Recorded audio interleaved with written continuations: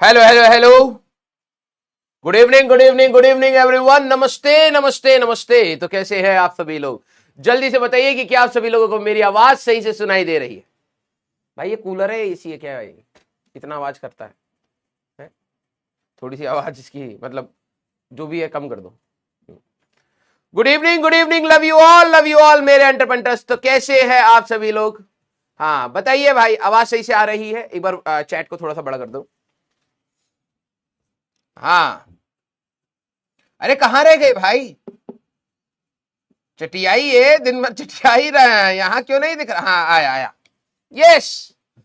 Good evening love you all. फिर रुक गई। हाँ आ रही। आ जाओ आ जाओ आ जाओ आ जाओ। Very good very good very good. हाँ आवाज सही से आ रही है? जल्दी से बता दीजिए आप सभी लोग। हाँ बहुत सही। कई सारे एंटरप्रेन्योर इकट्ठा हो चुके हैं हमारी क्लास में। हाँ भाई साहब, कल रात भर सो नहीं पाए, अभी ऐसा लग रहा होगा राजवन सर ऐसे ही आ गए। नहीं नहीं, अभी हम सोए थे 3 घंटा, अभी हम सोए। हाँ यस यस यस। अच्छा, some people are enjoying that I can see. हाँ हैप्पी दिवाली कह रहे हैं बेटा। अभी तो बहुत बड़ा बड़ा दिवाली हो रहा है, वहां वहां दिवालिया निकल जाएगा। 4 दिन की इकानमी इतने सालों से चल रहे हैं, 4 दिन का ही बचा पाए हैं। इसलिए कहते हैं सेविंग इज मस्ट। यस। 4 दिन का तेल पानी लेकर बैठोगे, मारेंगे। हम कहे मारोगे? हाँ। अभी देखो अच्छा चल रहा है, माहौल अच्छा है, ठीक है। वैसे इंजॉय हमें नहीं करना चाहिए, ठीक है। आ, जो बॉर्डर एरियाज है उन पर टफ सिचुएशन है, बच्चे बच्चे मैसेज कर रहे हैं, ठीक है, कि सर बहुत दिक्कत है पढ़ाई वढ़ाई में। जम्मू कश्मीर के कुछ बच्चों ने मैसेज किया था, और फिर उसके बाद पंजाब में भी बॉर्डर एरियाज पे कुछ बच्चों ने मैसेज किया था। राजस्थान में भी आज स्टार्ट हो गया है, एंड आई होप गुजरात भी बहुत जल्दी एक्टिवेट हो जाएगा।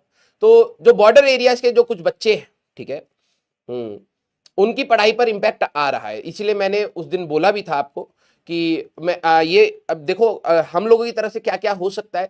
हम लोग we are working on it, ठीक है। हम कुछ कर पाए तो अच्छी बात है बच्चों की पढ़ाई के लिए। तो आप सभी लोग जितने बच्चे, ठीक है, आप सभी लोग जितने बच्चे बॉर्डर एरिया से हैं, ठीक है, तो कहीं ना कहीं वहां पर सिचुएशन मैं समझ सकता हूं थोड़ी सी डिस्टर्ब होगी। और वही है, स्कूल्स भी डिसरप्ट होंगे, इंटरनेट भी डिसरप्ट होगा, क्लासेस भी डिसरप्ट होंगी, है ना। और तो प्लीज आप सभी लोग अगर आपके यहाँ पर अभी इंटीमेशन है या फिर अभी तक चीजें नॉर्मल है कहीं ना कहीं, लेकिन यस थोड़ा बहुत पता है, तो आप सभी लोग थोड़ा सा तैयार रहिएगा। और कुछ कुछ मटेरियल्स को, ठीक है, मेरा ये सजेशन है, ठीक है, पता नहीं है कितना सबके लिए वैलिड होगा या नहीं होगा।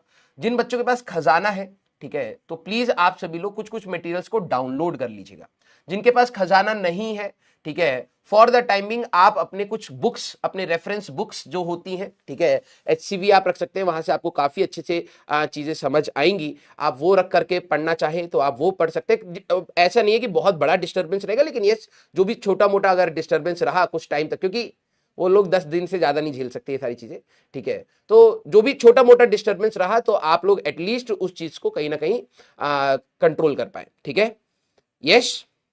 हाँ ओके वेरी गुड। तो कुछ लेक्चर्स को प्लीज आप लोग डाउनलोड कर लीजिएगा, ठीक है, और कॉन्टिन्यूटी वाले लेक्चर्स को ही डाउनलोड करिएगा। ऐसा नहीं हमारा मन कर रहा है हम आखिरी चैप्टर पढ़ेंगे, नहीं ऐसा नहीं।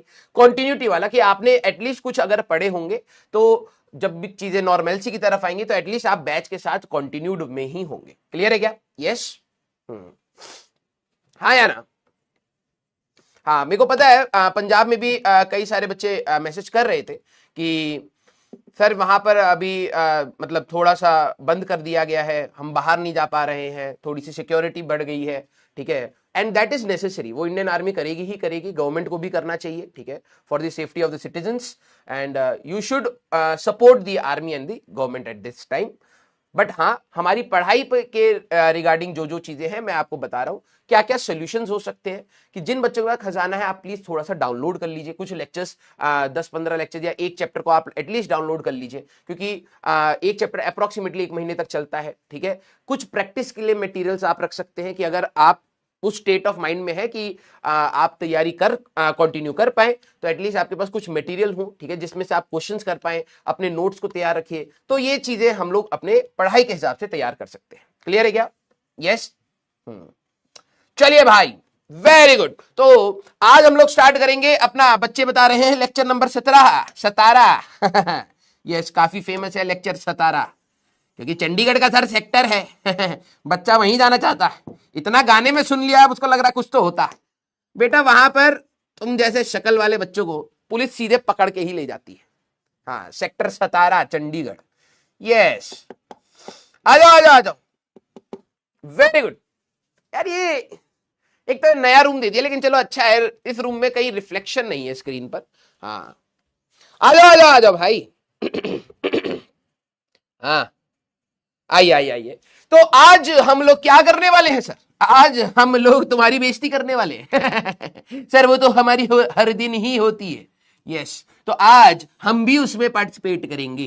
Question on projection rule and Gauss law and important points के बारे में हमें बात करनी है, ठीक है? यस। ब्लैकआउट हुआ था तुम्हारे यहां पर? सच बताना, ड्रिल ड्रिल तुम लोगों ने सीरियसली करी थी? मैं देख रहा हूं भाई, जब यहाँ नोएडा में लोग हाँ चाट पकौड़ी खा रहे हैं सड़क पर, और एक तो भाई साहब पता नहीं किसकी शादी हो रही, पटाखे फोड़ रहा है। मैंने कहा और भाई बहुत सही। हुआ था तुम्हारे यहां पर? Yes, very good. सीरियसली लिया है कुछ बच्चों ने। Very good very good very good. कई बार तो मुझे ऐसा लगता है कि भाई साहब India will always be a developing country, क्योंकि दिमाग लोगों का डेवलप नहीं हो पा रहा है। इंफ्रास्ट्रक्चर सब बन जाएगा, सब कुछ अच्छा हो जाएगा फ्यूचर में, लेकिन हमारे चाट पकौड़ी और ये पुचका खा रहे हैं पानी में डुबोए डुबोए डुबोए डुबोए। मैंने बहुत सही पूरी। हाँ, जापान में भाई साहब अर्थक्वेक आता है, सब लोग मेंटली रेडी रहते हैं कि भाई टेबल के नीचे छुपना है, ये छुपना है। लोग कह रहे हैं भाई हम ऑटोमेटिकली हिल रहे हैं, चल भाई डांस कर लेते हैं इंडियंस। लेकिन ठीक है, हाँ, इसमें भी मजा है। है ना?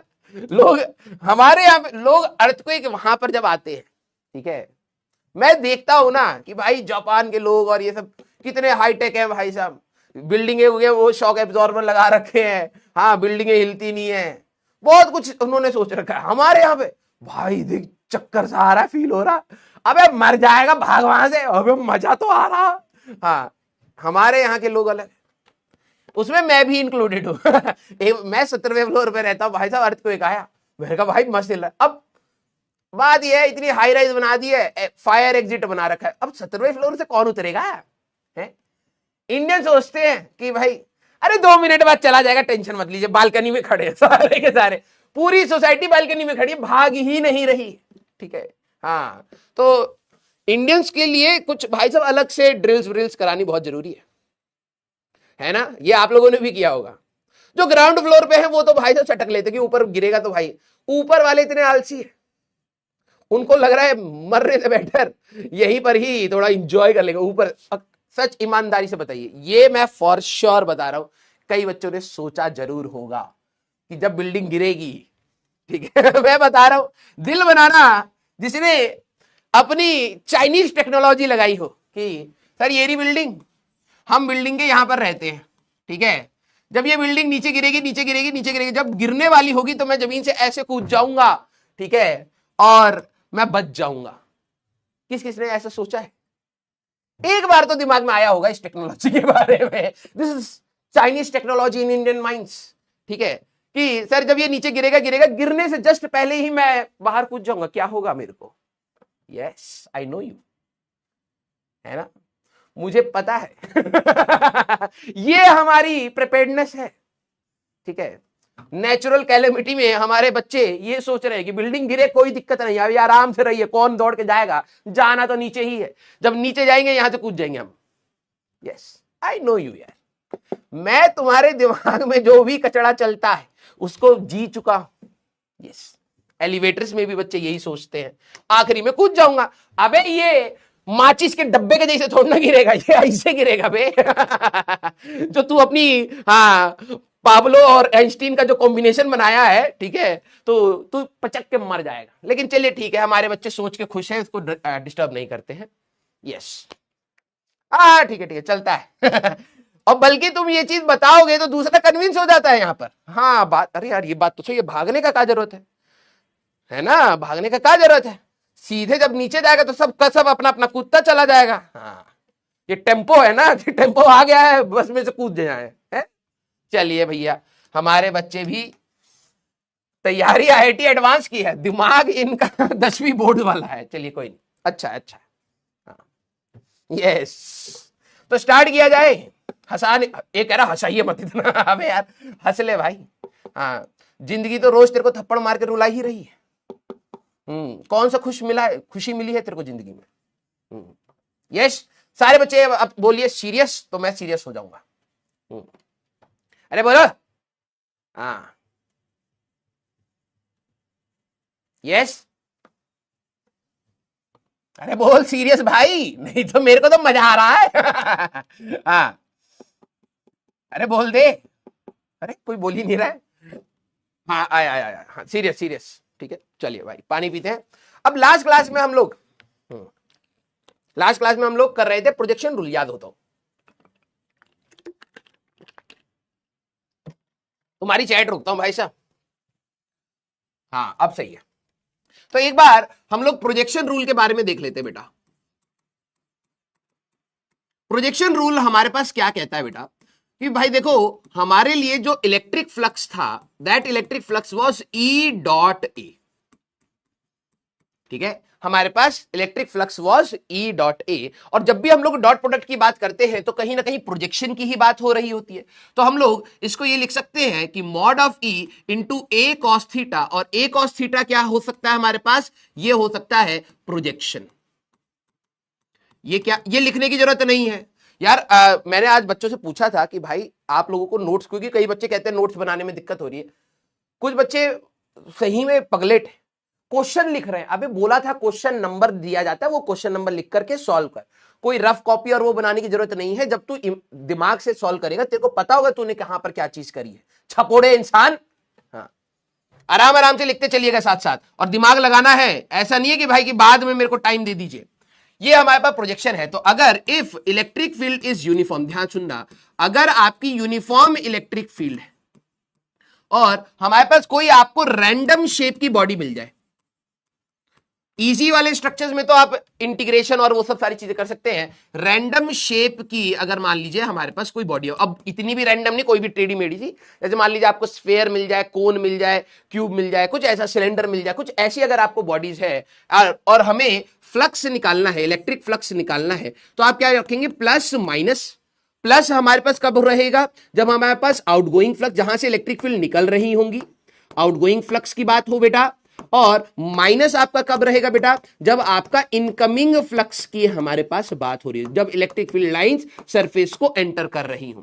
तो आप यहां पे लिखेंगे mod of E, electric field की वैल्यू, और एरिया ऑफ प्रोजेक्शन हमारे पास यहां पर रहेगा, इंटू एरिया ऑफ प्रोजेक्शन हमारे पास यहां पर रहेगा। ये हम लोग फ्लक्स निकाल सकते हैं। और ये किसके लिए है, अब देखो यही चीज अब याद नहीं रखेंगे, इलेक्ट्रिक फील्ड यूनिफॉर्म होनी चाहिए। नॉन यूनिफॉर्म में तो इंटीग्रेशन करना ही पड़ेगा और कोई चारा हमारे पास बचता नहीं है। ठीक है, तो ये कंडीशन, कई बच्चे होता है कि प्रोजेक्शन रूल समझ जाते हैं लेकिन ये नहीं याद रखते कि लगना कब है।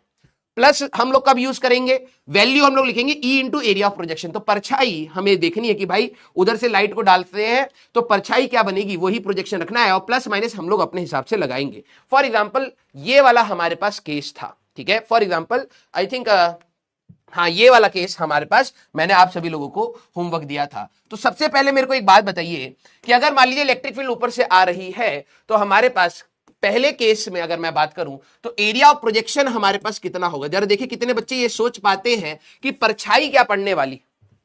सारे बच्चे, अब ये बोर्ड्स में नहीं है, ये जो एरिया ऑफ प्रोजेक्शन वाला जो कंसेप्ट है that is not in your boards, ये कॉम्पिटिटिव है pure.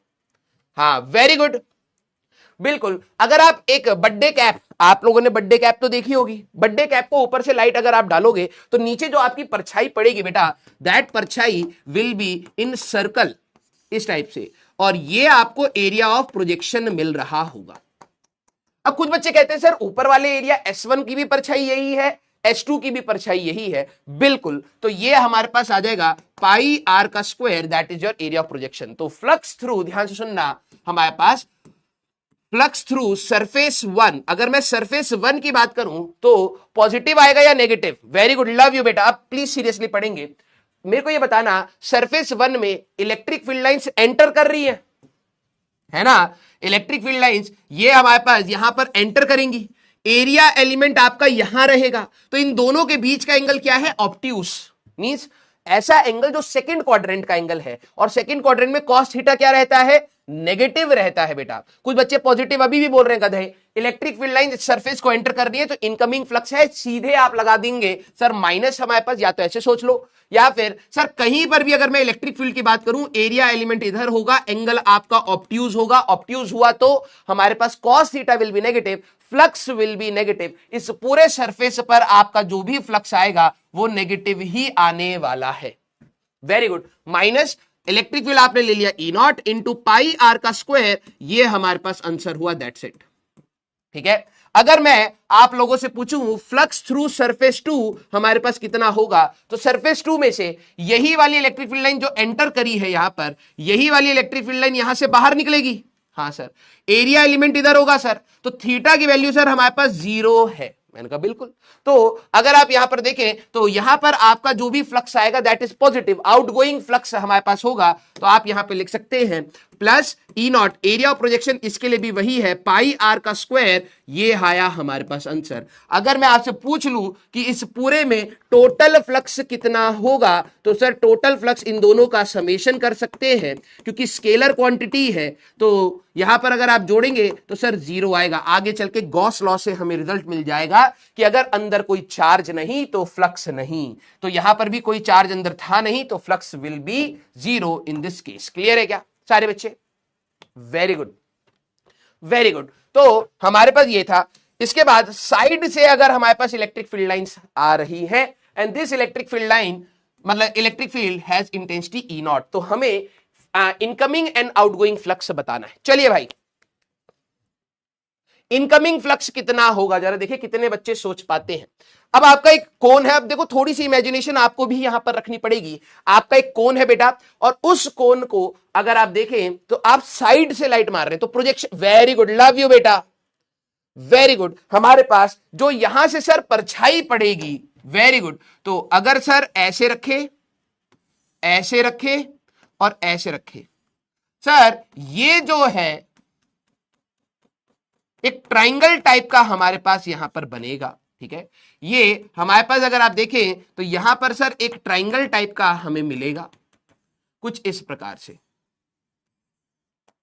This will B area of projection, this will B area of projection, very good. और इसका बेस कितना होगा बेटा, ये जरा देखना, ये हमारे पास होगा 2r, तो ये वाला लेंथ भी हमारे पास होगा 2r। ठीक है, अगर आप देखें मेरे को हाइट नहीं पता है, तो इस ट्राइंगल की अगर मैं बात करूं तो इस ट्राइंगल में एक साइड है r, यहां है हमारे पास थीटा, मुझे ये हाइट चाहिए थी, तो मैं यहां पे लगा सकता हूं बेटा tan theta that is perpendicular over base, तो h की वैल्यू आ जाएगी बेटा r tan थीटा हमारे पास लाइक दिस। तो इसकी जो यहां पर हाइट होगी, that height which will be r tan of theta. Yes, हाँ, वेरी गुड। अब मुझे एक बात बताना बेटा, इन्होंने बोला है इनकमिंग फ्लक्स, तो फ्लक्स इनकमिंग की अगर मैं बात करूं, जो एंटर कर रहा होगा, इनकमिंग की अगर आप बात करें तो incoming flux that will be negative. हाँ, electric field is E naught, और एरिया ऑफ प्रोजेक्शन हमें ट्राइंगल का लेना होगा, half into base that is 2r into height that is r tan of theta like this. तो ये आ जाएगा बेटा -2 कट जाएगा, E naught r square of tan theta, this will be your incoming flux, flux incoming. Yes और no? Very good, very good. हाँ, negative आएगा, very good, कई सारे बच्चों का मैच हो गया है। अब जरा आउटगोइंग फ्लक्स मेरे को बताना बेटा कितना होगा। अगर मैं आउटगोइंग फ्लक्स की यहां पर बात करूं तो कितना होगा, कितना electric field lines perpendicular to the surface बाहर जा रही है, तो आउटगोइंग में प्लस रहेगा। यस सर, रिपीट आ रहा हूं, पहले फर्स्ट एक बारी में कितने बच्चे सोच पा रहे, पहले उनकी बात करेंगे। सेम रहेगा सर। सर जितनी इलेक्ट्रिक फील्ड लाइन इस कोन को एंटर करेंगी उतनी ही बाहर निकलेंगी, है ना। ऐसा थोड़ा ना कि एडिशनल 4-5 और बन जाएंगी, नहीं, हमारे पास जितनी इलेक्ट्रिक फील्ड लाइंस आएंगी उतनी ही इलेक्ट्रिक फील्ड लाइंस यहां पर बाहर हमारे पास जाएंगी। हाँ, तो ये हमारे पास रहेगा plus E naught into area of projection, अभी भी हमारे पास वही रहेगा, half into base into height, that is r tan theta. तो अगर आप देखेंगे तो ये आएगा plus E naught r square tan theta. और अगर मैं पूछ लूं टोटल फ्लक्स थ्रू कोन, अगर इस कोन में से हमारे पास टोटल फ्लक्स कितना होगा, तो सर दोनों को जोड़ दिया जाए, ठीक है, हमारे पास, and that will be equal to 0। Incoming flux और आउटगोइंग फ्लक्स बराबर है, अंदर कोई चार्ज नहीं है। क्लियर है क्या? अब सेकेंड टाइम में सारे बच्चे मेरे को बताना, सर पहली बारी में हमारा ये मैच कर गया था, एक बार थम्स अप कर दीजिए जरा। देखिए अब देखो ये परछाई, अब ये रियल लाइफ से ही आपको सोचना है कि यार कितनी परछाई पड़ रही है। Yes, very good. मुझे एक बार बताइए कितनों ने एक ही बारी में कर लिया। और ये चीज भी याद रखना बेटा, अगर मैं इसी सवाल में पूछ लेता फ्लक्स थ्रू बेस, बेस में से कितना फ्लक्स जा रहा है, that is 0, because theta is 90 degree between, ये भी याद रखना, between area and electric field, area and electric field, इन दोनों के बीच में 90 डिग्री है। कुछ बच्चे कहेंगे कि सर ये क्या है? अरे अगर मैं सिर्फ इसमें से फ्लक्स पूछूं, सिर्फ इसमें से फ्लक्स पूछूं, तो आप यहां पे कहेंगे कि सर इसका एरिया नीचे होगा, इलेक्ट्रिक फील्ड इधर होगा, तो सर हमारे पास 90 डिग्री पर है, 0 होगा। Very good. तो जरा देखें पहली बारी में ही कितने बच्चों ने इसको कर लिया है। Very good. अब एक मिनट रुक जाना बेटा, जो बच्चे हमारे पास थोड़ा सा इंटरप्रिटेशन में वीक है, अगर आप इस कोन को, ठीक है, अब ये बनाना नहीं है, बनाना नहीं है, समझने की कोशिश करनी है, बनाना नहीं है। अब कहेगा नहीं सर बनाना है, हमारे घर के सामने बेच रहा है केला। अबे वो बनाना नहीं मतलब ड्रॉ नहीं करना, ठीक है, गधा कहीं का।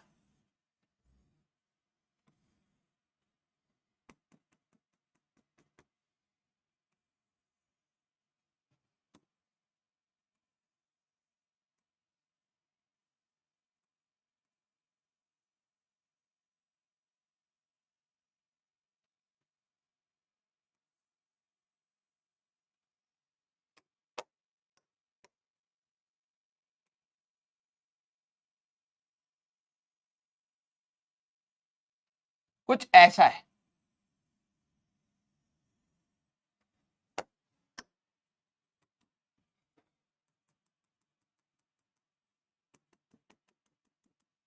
ठीक है। अगर आप इस कोन को काट दे, अगर आप इस कोन को काट दे, तो आपका एक हाफ सेक्शन आपको यहां मिलेगा। ये इसका, ये हमारे पास इसका कुछ डायमीटर था बेस का, दिस इज योर 2r, और थीटा एंगल आपका यहां पर दे रखा है। तो अगर मैं यहां से हाइट निकाल लूं, तो ये जो हमारे पास हाइट आ रही थी, that is r tan theta. अब ध्यान से सुनना, यस, अगर आप यहां से इस पर लाइट को प्रोजेक्ट करेंगे, अगर आप यहां पर इस पर लाइट को प्रोजेक्ट करेंगे, तो हमारे लिए इलेक्ट्रिक फ्लक्स जब भी आपको निकालना है, तो एक साइड से एंटर, इस कोन के आधे साइड से एंटर करेगा, आधे साइड से बाहर निकलेगा। हाँ, तो आधे साइड से कितना फ्लक्स जा रहा है, तो आपको परछाई देखनी है बेटा। तो यहां पर इसकी परछाई पड़ेगी, यस, ठीक है, इसको थोड़ा पास में ही बना ले, इसको हटा देता हूं, ठीक है, क्योंकि वहां पर वो टेढ़ा बनेगा। यहां पर इसकी परछाई पड़ेगी, यहां पर इसकी परछाई पड़ेगी, तो ये कुछ परछाई ऐसी आएगी बेटा। इसकी ये बेस की परछाई आ गई, फिर ये और ये, तो इसकी परछाई बिल्कुल आपको ऐसे मिल रही होगी, ठीक है, ये इसकी परछाई हमारे पास रहेगी। अरे ये क्या हो गया?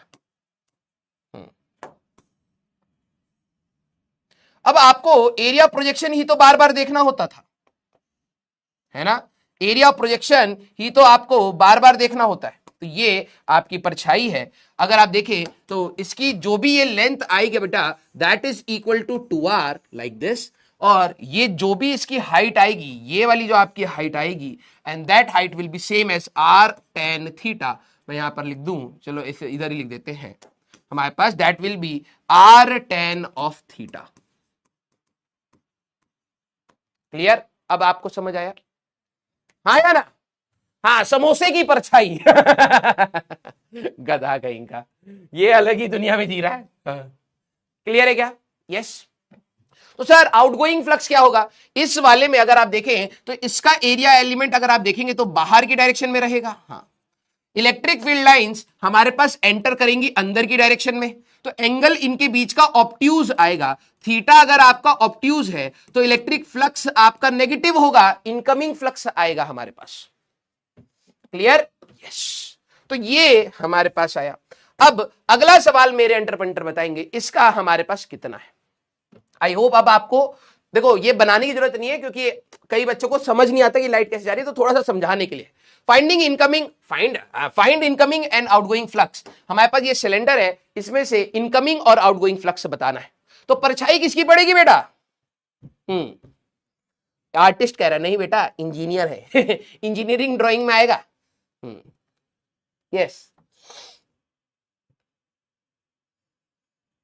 रेक्टेंगल हमारे पास परछाई पड़ी। अब डिपेंड करता है, अगर आप ऊपर से लाइट डालते बेटा, ऊपर से लाइट डालते तो सर्कल हमारे पास पड़ता। और आप लोगों ने ये वाला सवाल तो कर ही लिया कि एक सिलेंडर है, इसमें इलेक्ट्रिक फील्ड हमारे पास ई नॉट थी, याद करिए। इसमें टोटल फ्लक्स कितना आ रहा था? 0 आ रहा था। क्यों? क्योंकि यहां वाले एरिया इधर की बात हुई, तो यहां पर इनकमिंग फ्लक्स आपका आता minus E naught into pi r का स्क्वायर। यहां से एरिया आपका ये है E naught into pi r का स्क्वायर, और यहां पर एरिया आपका परपेंडिकुलर था तो फ्लक्स 0 आता है। तो वहां से भी कर सकते हो। अब साइड से अगर हमारे पास आ रहा है, वेरी गुड। तो इनकमिंग फ्लक्स पहली बारी में जरा देखते हैं कितने बच्चे एक बारी में समझ जाएं। इनकमिंग फ्लक्स की अगर मैं बात करूं तो सर वो नेगेटिव होगा, मैंने कहा yes, E naught into area of projection. अब इसकी परछाई कैसे पड़ेगी? सर परछाई पड़ेगी कुछ ऐसी हमारे पास।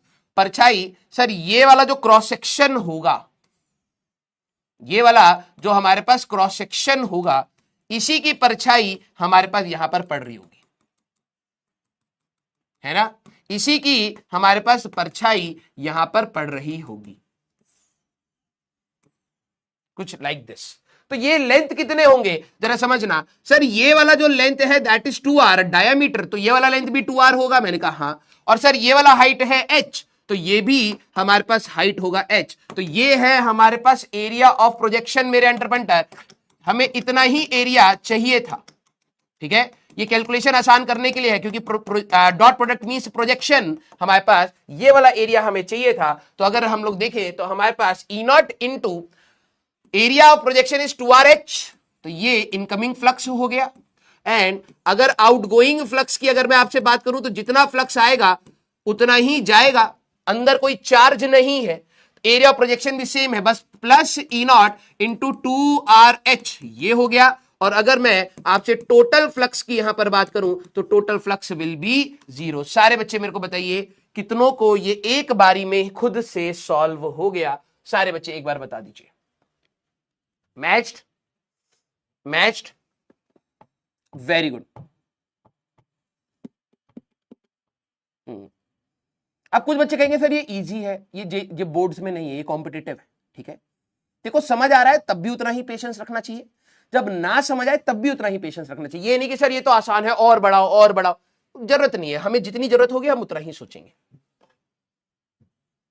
यस, मेजॉरिटी बच्चे हैं। ठीक है, इसमें एक बार देख लेते हैं। अब इसके बाद आपका सर ये क्या जेई में आया हुआ है? यस, जेई में एडवांस में आया हुआ है। इसको पहले इसको करने की कोशिश करेंगे, ठीक है? हाँ, सारे बच्चे देखो इतना टाइम हमारे पास रहता है, जब मैं बात कर रहा हूं तो प्लीज लिखा करिए। ये नहीं हाँ सर बोले पहले चटियाल है लिखना बहुत जरूरी है ना, नहीं तो सर डिमोटिवेटेड फील करेंगे। अबे गधे लिख ले पहले। ये बतियाना इसलिए होता है कि तेरे को लिखने का टाइम मिले। यस, मैंने सोचा है थोड़ा सा बच्चों को लिखने का टाइम दूंगा, अभी भी 10% है। क्या ही बोले। अबे इसका प्रोजेक्शन तो कैसे नहीं ले पा रहा है बे? 10% बड़ा अमाउंट है भाई।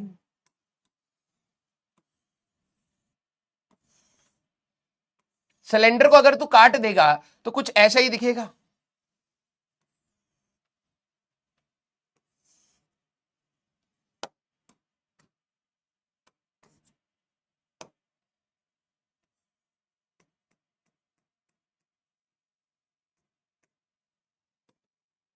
इसमें क्या दिक्कत आ रही है तेरे को?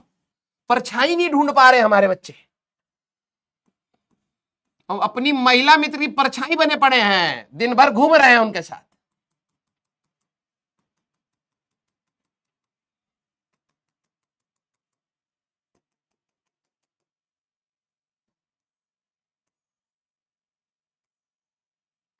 यही तो एरिया प्रोजेक्शन होगा बे। इसमें क्या मतलब तुम सिलेंडर की परछाई नहीं ढूंढ पा रहे हो बे, कैसे किसी की परछाई बनोगे ये बताओ तुम? तुम्हारे तो वजूद पर ही सवाल उठ गया इस सवाल में। ठीक है, ये आपकी प्रोजेक्शन एरिया आएगा। ठीक है, हमारे पास तो ये वाला लेंथ कितना है भाई? ये वाला लेंथ 2r है तो ये भी 2r होगा। ये वाला लेंथ हमारे पास कितना है भाई? ये वाला h है तो ये भी हमारे पास h होगा। खत्म। एक सरफेस से एक साइड से इलेक्ट्रिक फील्ड एंटर करेगी, एक साइड से हमारे पास बाहर निकल जाएगी, बस इतनी सी बात है भाई। ये वाली चीज समझ आ गई? सारे बच्चे अब थम्स अप कर दीजिए, यस और नो। हाँ सर सिंगल है, सिंगल ही मरोगे। बहुत प्राइवेटली मत बताइए, सोचिए इसके बारे में। हाँ ये कैसा मास्टर है, मिंगल होने के लिए कह रहा है, अभी नहीं कह रहे, बाद में बेटा। यस क्लियर, बहुत सही। आ जाओ आ जाओ। खुश? हाँ आइए अब जरा इस सवाल के बारे में सारे बच्चे आराम से इसको सॉल्व करेंगे। चलिए भाई, तब तक हम अपना दिमाग खराब करेंगे, पैसा मिला है। इनकमिंग एंड आउटगोइंग में थोड़ी दिक्कत आ रही है, आंसर आ रहा है, प्रोजेक्शन भी ले रहा हूं, थोड़ा समझा दीजिए, समझ दीजिए। समझ दीजिए। सौरभ बेटा, हमारे पास इनकमिंग मतलब क्या होता है कि भाई जो चीज इलेक्ट्रिक फील्ड, जैसे मान ले कि हमारे पास ये सरफेस है, सारे बच्चे क्वेश्चन को सॉल्व करेंगे, ऑप्शन भी दिख रहे हैं। हाँ ये सरफेस है, अगर इलेक्ट्रिक फील्ड आएगी तो एक सरफेस से एंटर करेगी, एक सरफेस से बाहर निकलेगी। इनकमिंग एरिया वेक्टर हम लोग कहां लेते हैं? हमेशा आउटवर्ड प्रोजेक्टिंग लेते हैं। तो एरिया वेक्टर आपका इधर है, इलेक्ट्रिक फील्ड हमारे पास इधर है, तो यहां से फ्लक्स क्या होगा? नेगेटिव होगा। यहां पर आपका एरिया वेक्टर बाहर है, इलेक्ट्रिक फील्ड लाइन बाहर है, तो इलेक्ट्रिक फील्ड लाइन इस सरफेस से बाहर निकल रही है, इसको कहते हैं आउटगोइंग। हमारे पास दिन में फोन तो यूज करता होगा ना, incoming call and outgoing call, तो वैसे ही है भाई, यहां से इलेक्ट्रिक फील्ड बाहर है, एरिया वेक्टर भी बाहर है, उनके बीच का एंगल क्या हो गया सर? जीरो हो गया। जब भी हमारे पास एंगल एक्यूट हो तो कॉस थीटा पॉजिटिव रहता है, फ्लक्स विल बी पॉजिटिव, बस इतनी सी बात है। हाँ सर सिंगल होने का भी अलग आनंद होता है। हे भगवान, नाम भी अंगद है, इस अंगद को हमेशा सिंगल रहने दीजिए। बेटा टीचर भगवान होता है, हम तुम्हें हाँ वरदान दे रहे हैं, ठीक है। चलो अब तुम हमेशा सिंगल रहोगे तो अकेले में बतियाइए। सब समझ आ गया? तो डाउट क्या है तुम्हारे? हाँ मजा आ रहा, बस ठीक है, कोई डाउट नहीं। अंगद जी बहुत सही, मिल गया है आज आपको प्रसाद, अब आपका अंग अंग तड़पेगा। I know what you mean. Yes. Consider an electric field E naught I cap where E naught is constant. The flux through the shaded area due to the field is. अब सारे बच्चे पहले तो ये सोचिए दे क्या रखा, शेडेड एरिया कहां है? ओह ये देखो एडवांस के सवाल में गलती निकाला, अबे एरिया यही होगा और क्या है, हमारा ऑपरेटर नहीं बना पाया शेडेड। ये लो, ये वाले एरिया में से फ्लक्स हमें बताना है, electric field is E naught I cap। Yes चलिए भाई, ये जरा इसके सबसे पहली बात, सर ये तो अजीब सा दिख रहा है, तो अजीब सा तो तू भी दिखता है, डील कर रहा हूं ना तेरे साथ, कर इसको। सारे बच्चे बताना ये कोऑर्डिनेट देखकर आपको क्या फील आ रही है? ट्रिपीजियम फील आ रहा है, ये ट्रिपीजियम है इनके लिए। बेटा तू एक काम कर, तू 9वीं क्लास का एग्जाम दे, ठीक है, उस पेपर पे स्कूल का नाम लिखा आएगा, उस पे काट के IIT एंट्रेंस एग्जाम है तुम्हारे लिए, दोबारा से 9वीं में एडमिशन लीजिए, गधा कहेंगे सारे बच्चे। हाँ वेरी गुड। एक बच्चे ने सोचा है कुछ क्यूब टिल्टेड, हिंट मैं आपको दे रहा हूं, क्या ये क्यूब का, आप देखिए A, 0, A, A, A, 0, 0, 0, 0, A, 0, क्या आप मेरे को बता सकते हैं अगर मैं यहां पर क्यूब की बात करूं तो ये क्यूब में कौन सा प्लेन है? ठीक है, कई बच्चे ये समझ पा रहे हैं कि भाई ये पैरेललोग्राम है, ये अलग ही डायरेक्शन में चले गए। अब गधे इंसान, हमें इलेक्ट्रिक फील्ड किस डायरेक्शन में है? इलेक्ट्रिक फील्ड इस डायरेक्शन में। एक्स, कई बार एडवांस में ये कोऑर्डिनेट एक्सिस वेरी कर देते हैं। Electric field is in this direction, E not I cap. अब मुझे बताओ ये क्यूब में, हाँ क्यूब के हिसाब से जरा सोचना, तो ये क्यूब का कोऑर्डिनेट से अगर आप देखें तो ये क्यूब अगर मैं बनाने की कोशिश करूं तो कौन सा वो रहेगा? वेरी गुड, डायगोनल प्लेन है। अगर बच्चे ध्यान से देखें तो ये अगर मान लीजिए आप इसको अगर एक क्यूब बना लें,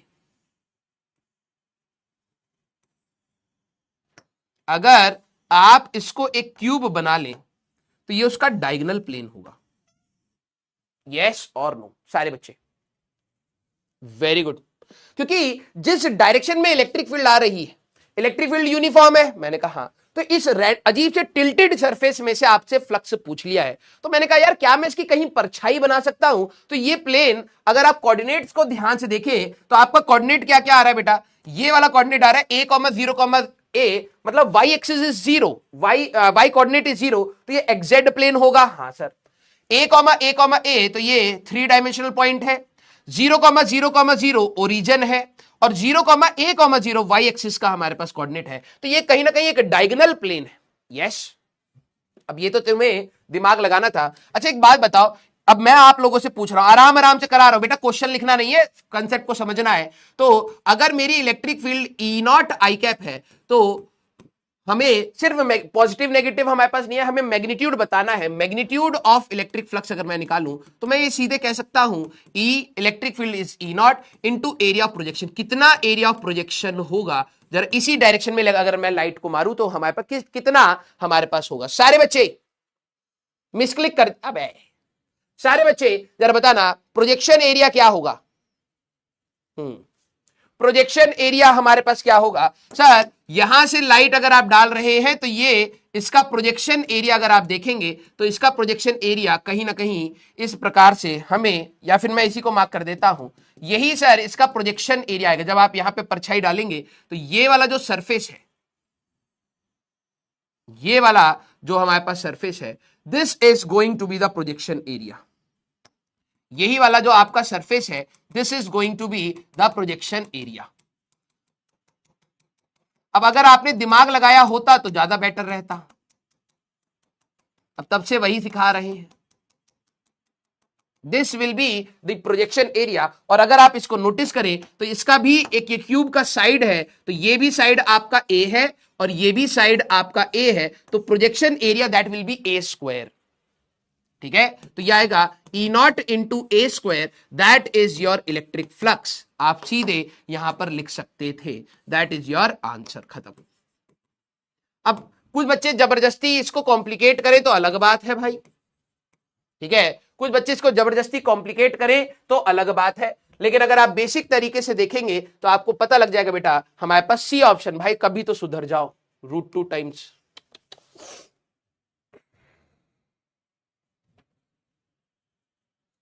यस, क्लियर? हाँ या ना? चलिए भाई एक लेवल अप कर देते हैं आपके लिए, क्योंकि अभी तक आप लोग सुधरे नहीं हो।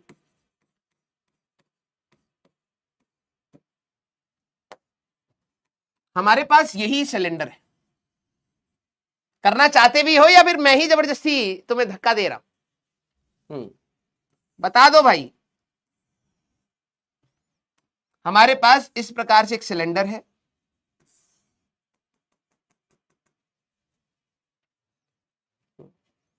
बेटा अब तो मैं बहुत तेज तेज चला नहीं रहा हूं, बिल्कुल आराम आराम से कर रहा हूं क्वेश्चन, है ना? तो कम से कम एटलीस्ट ये कर कि अब तो दिमाग लगा के करना भाई। एक मेरे पास सिलेंडर है, चलिए जरा देखते हैं। इसका जो रेडियस है मैं यहां पे लिख देता हूं, इसका जो हमारे पास रेडियस है दैट इज r और हाइट इज h। साथ साथ लिखते चलना बेटा, हाइट इज h। ठीक है, अब मैंने क्या करा है, इसको z एक्सिस के अबाउट रोटेट कर दिया है। z एक्सिस समझ रहे हो? जैसे मान लो कि मेरे पास यहां पर वो सिलेंडर था, ठीक है, मान लीजिए मेरे पास यहां पर वो सिलेंडर था, तो इसका रेडियस है r, हाइट है h। अब मैंने क्या करा, इसको हल्का सा ऐसे रोटेट कर दिया। सारे बच्चे एक बात थम्स अप करें कि मैंने इस वाली एक्सिस के अबाउट इसको हल्का सा रोटेट कर दिया। एक्सिस क्या है? z axis. ठीक है, ये एक्स एक्सिस, ये वाई एक्सिस, वाई एक्सिस के अबाउट रोटेट करता तो ऐसे रोटेट होता, एक्स एक्सिस के अबाउट रोटेट करता तो ऐसे रोटेट होता। मैंने जेड एक्सिस के अबाउट ऐसे हल्का सा, ठीक है, स्मॉल एंगल से मैंने यहां पर जेड एक्सिस के अबाउट इसको रोटेट करा है। The cylinder is rotated by the cylinder is rotated by small angle theta, small angle theta, find incoming flux, find incoming flux, कि हमारे पास इनकमिंग फ्लक्स क्या होगा जब यहां से आपकी electric field lines E naught आ रही है। क्वेश्चन समझ आ गया बेटा? बेटा प्लीज बी सीरियस, ठीक है। सारे बच्चे, बेटा जिन बच्चों को बकवास करनी है प्लीज आप क्लास छोड़ सकते हैं। मजाक और बदतमीजी में अंतर होता है, ठीक है। सारे बच्चे मेरे को बताइए बेटा, मैं स्पीड में भी अगर तुम नहीं करोगे तो मैं अपनी स्पीड पकड़ लूंगा, ठीक है, मेरे को कुछ दिक्कत नहीं है। हाँ, क्वेश्चन समझ आया? हमारे पास अगर आप देखें, मान लीजिए मेरे पास ये सिलेंडर था, ठीक है, इधर से इलेक्ट्रिक फील्ड लाइंस आ रही हैं, तो सर परछाई हमारे पास क्या बनता था? रेक्टेंगल बनता था। कुछ बच्चे कह रहे हैं सेम, बेटा आसान सवाल नहीं है, ठीक है। अगर आप यहां पर इसको हल्का सा थीटा एंगल रोटेट कर देंगे तो अब हमें बताना है कि फ्लक्स कितना होगा। कुछ बच्चे कह रहे हैं सेम होगा, नहीं, कुछ आंसर चेंज होगा। इनकमिंग फ्लक्स, अब जरा देखना, पहले तो ये सोचिए, क्योंकि कई बच्चे तो इसका प्रोजेक्शन ही नहीं सोच पाएंगे। ये बिल्कुल गलत। जो बच्चे कह रहे हैं E naught into two R H, that is wrong, totally wrong. क्या बनेगा परछाई, जरा सोचिए। सारे बच्चे एक बार प्लीज इसको सोचने की कोशिश करिए। बेटा ऐसे सवाल जब आएंगे ना एग्जाम में, हिट नहीं करेगा कि क्या चीज होने वाली है, ठीक है। जब आप इसको यहां से थीटा एंगल, बहुत छोटा एंगल इन्होंने कहा है, स्मॉल एंगल थीटा है, थीटा एंगल से अगर आप रोटेट करेंगे तो ये वाला सेक्शन जरा सोचिएगा, ठीक है। ये वाला सेक्शन हमारे पास ऊपर उठ जाएगा, हाँ या ना, और ये वाला जो सेक्शन है ये हमारे पास थीटा एंगल नीचे रोटेट हो जाएगा। यही क्वेश्चन में बोला है। सारे बच्चे ये समझना कि अगर मैं सिर्फ ऊपर वाले सेक्शन की बात कर रहा हूं, जैसे आपने इसको टिल्ट कर दिया, हमारे पास ये कुछ था सर, पहले लेवल ये था, हाँ, अब ये जैसे आप टिल्ट करोगे ये कुछ ऐसा हो जाएगा। ये हमारे पास कुछ ऐसा हमारे पास रोटेट हो जाएगा। बिल्कुल आराम से पढ़ा रहा हूं बेटा, और अच्छे लेवल के सवाल को ध्यान से सुनिएगा। पहले तो टॉप सरफेस का देखें सर, अगर आप जैसे अभी सरफेस क्या है, ऐसे है, जैसे अगर आप इसको हल्का सा टिल्ट करेंगे तो सर ये ऊपर हो जाएगा, ये वाला सेक्शन ऊपर हो जाएगा, ये वाला सेक्शन नीचे चला जाएगा।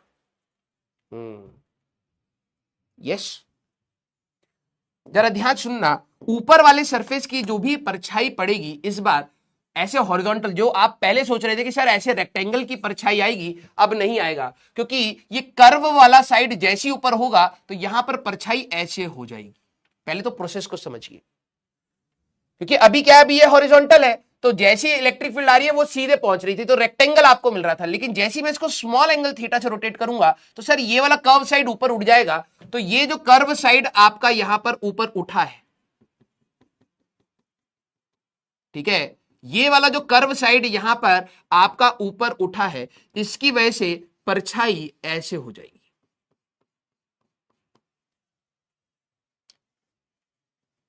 यस और नो? कैप्सूल टाइप से, वेरी गुड, जो आपको कैप्सूल मिलती है कहीं ना कहीं, वेरी गुड, ये हुई ना बात। अब कई बच्चे सोच पा रहे हैं कि सर ऊपर के साइड में हमारे पास यहां पर एरिया ऑफ प्रोजेक्शन कुछ ऐसा आएगा, कैप्सूल टाइप का हमारे पास बनेगा। वेरी गुड बेटा, कई सारे बच्चे सोच पाए। और जो बच्चे इधर उधर कर रहे हैं ना बेटा, एग्जाम में पता लगेगा आपको, इन्हीं बच्चों के साथ बैठना है जो इतना सोच रहे हैं। ये कुछ ऊपर उठ जाएगा सर, वेरी गुड।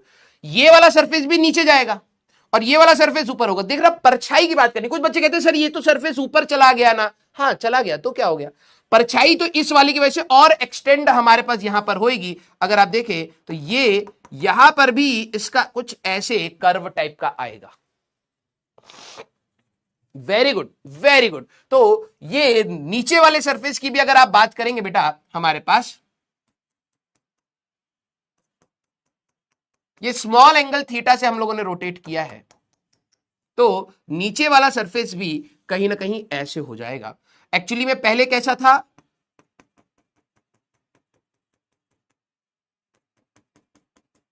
पहले कहीं ना कहीं ऐसे था, अब ये हमारे पास थीटा एंगल से ये भी हमारे पास रोटेट कर जाएगा। ये हॉरिजॉन्टल था, जैसे आपने थीटा एंगल से रोटेट करा तो ये वाला जो एंगल है हमारे पास, यहां पर आपने थीटा से रोटेट करा था, यस, तो this is theta and this is again theta.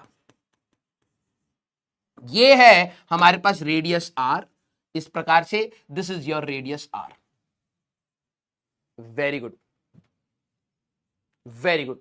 तो ये कुछ इस प्रकार से आएगा बेटा। यहां पर आपके लिए ये रही साइड्स, और यहां पर हमारे लिए कुछ इस प्रकार से एक एडिशनल एरिया आ जाएगा यहां पर, इसकी वजह से। क्यों? क्योंकि ये वाला जो सेक्शन नीचे आ गया है, ये अपनी परछाई इस वाले एक्सटेंडेड लेंथ की वजह से परछाई और बनाएगा। ये वाला सेक्शन जो ऊपर आ गया है, इसकी वजह से एक्सटेंडेड लेंथ की वजह से परछाई और बनाएगा। यस, हाँ सर, समझ नहीं आया? अब देखो, कर लो बकैती, आराम आराम से पढ़ा रहा हूं, इससे ज्यादा आराम से क्या होगा? दिमाग तेरे को भी लगाना है भाई। अच्छा सवाल है कि अगर सर हम लोगों ने स्मॉल एंगल थीटा से रोटेट करा तो ये कुछ ऐसे हो जाएगा सर, ये कुछ ऐसे हो जाएगा सर, हाँ, तो ये भी एंगल थीटा से सर हमारे पास रोटेट हो जाएगा। आपने थीटा से रोटेट करा है, ये भी सर एंगल थीटा से हमारे पास यहां पर रोटेट हो जाएगा सर। मैंने कहा यस। तो ये जो एक्स्ट्रा ऊपर गया है तो इसकी वजह से परछाई नहीं आएगी। यस, तो ये वाला एक्स्ट्रा लेंथ भी तो अब ऊपर आएगा यहां पर, और ये वाला एक्स्ट्रा लेंथ भी तो नीचे आएगा। अब इतना तो तेरे को सोचना पड़ेगा भाई।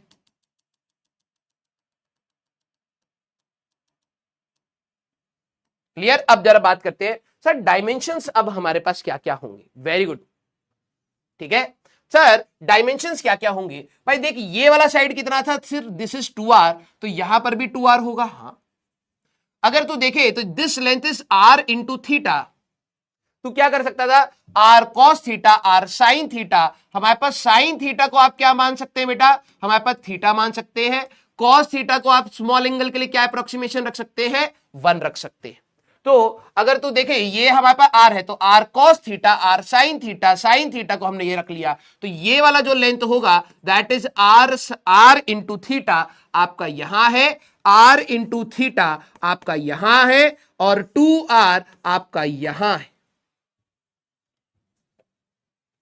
अब घर पे, हाँ सर, खुद से कैसे सोचूंगा? खुद से सोचना नहीं है बेटा, मिलकर सोचना, यही तेरे को समझना है। तेरा टेस्ट ले रहा हूं क्या, तू ये बता।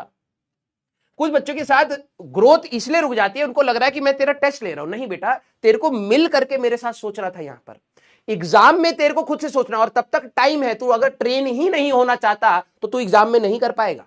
क्लियर? मैंने तेरे को कौन से ऑप्शन दे दिए, मैंने तेरे को कौन सा बोल दिया कि भाई सॉल्व करके बता मेरे को?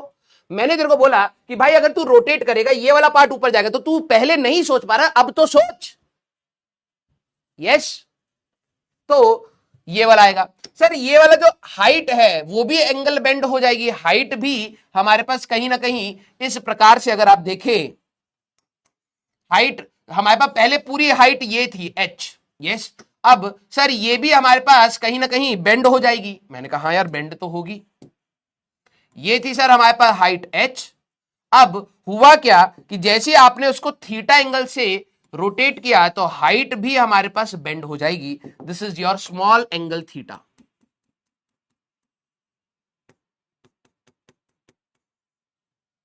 यस, हाँ या ना सारे बच्चे? अभी तक जिनको पहले सवाल समझ आया था, अच्छी बात है। अब ये थोड़ा दिमाग को लगाने के लिए दिया है। अब कुछ बच्चे रोना स्टार्ट हो चुके हैं। आपको ये बात समझ आई कि भाई देख, अगर मान ले ये सरफेस था, अगर मैं इसको रोटेट कर दूंगा तो पहले हाइट कितनी आ रही थी सर, इतनी आ रही थी। अब आपने रोटेट कर दिया तो अब हाइट, जो भी परछाई क्या आएगी, वो हाइट चेंज हो गई है हमारे पास। यस, कुछ बच्चे चेंज इन हाइट बता रहे हैं, नहीं नहीं नहीं, हमें परछाई चाहिए। पहले हाइट है h, अगर यहां से लाइट जा रही है तो सर एक रेक्टेंगल मिलेगा जिसकी हाइट इसी के बराबर होगी। अगर ये h है तो ये भी h है। मैंने कहा ठीक है।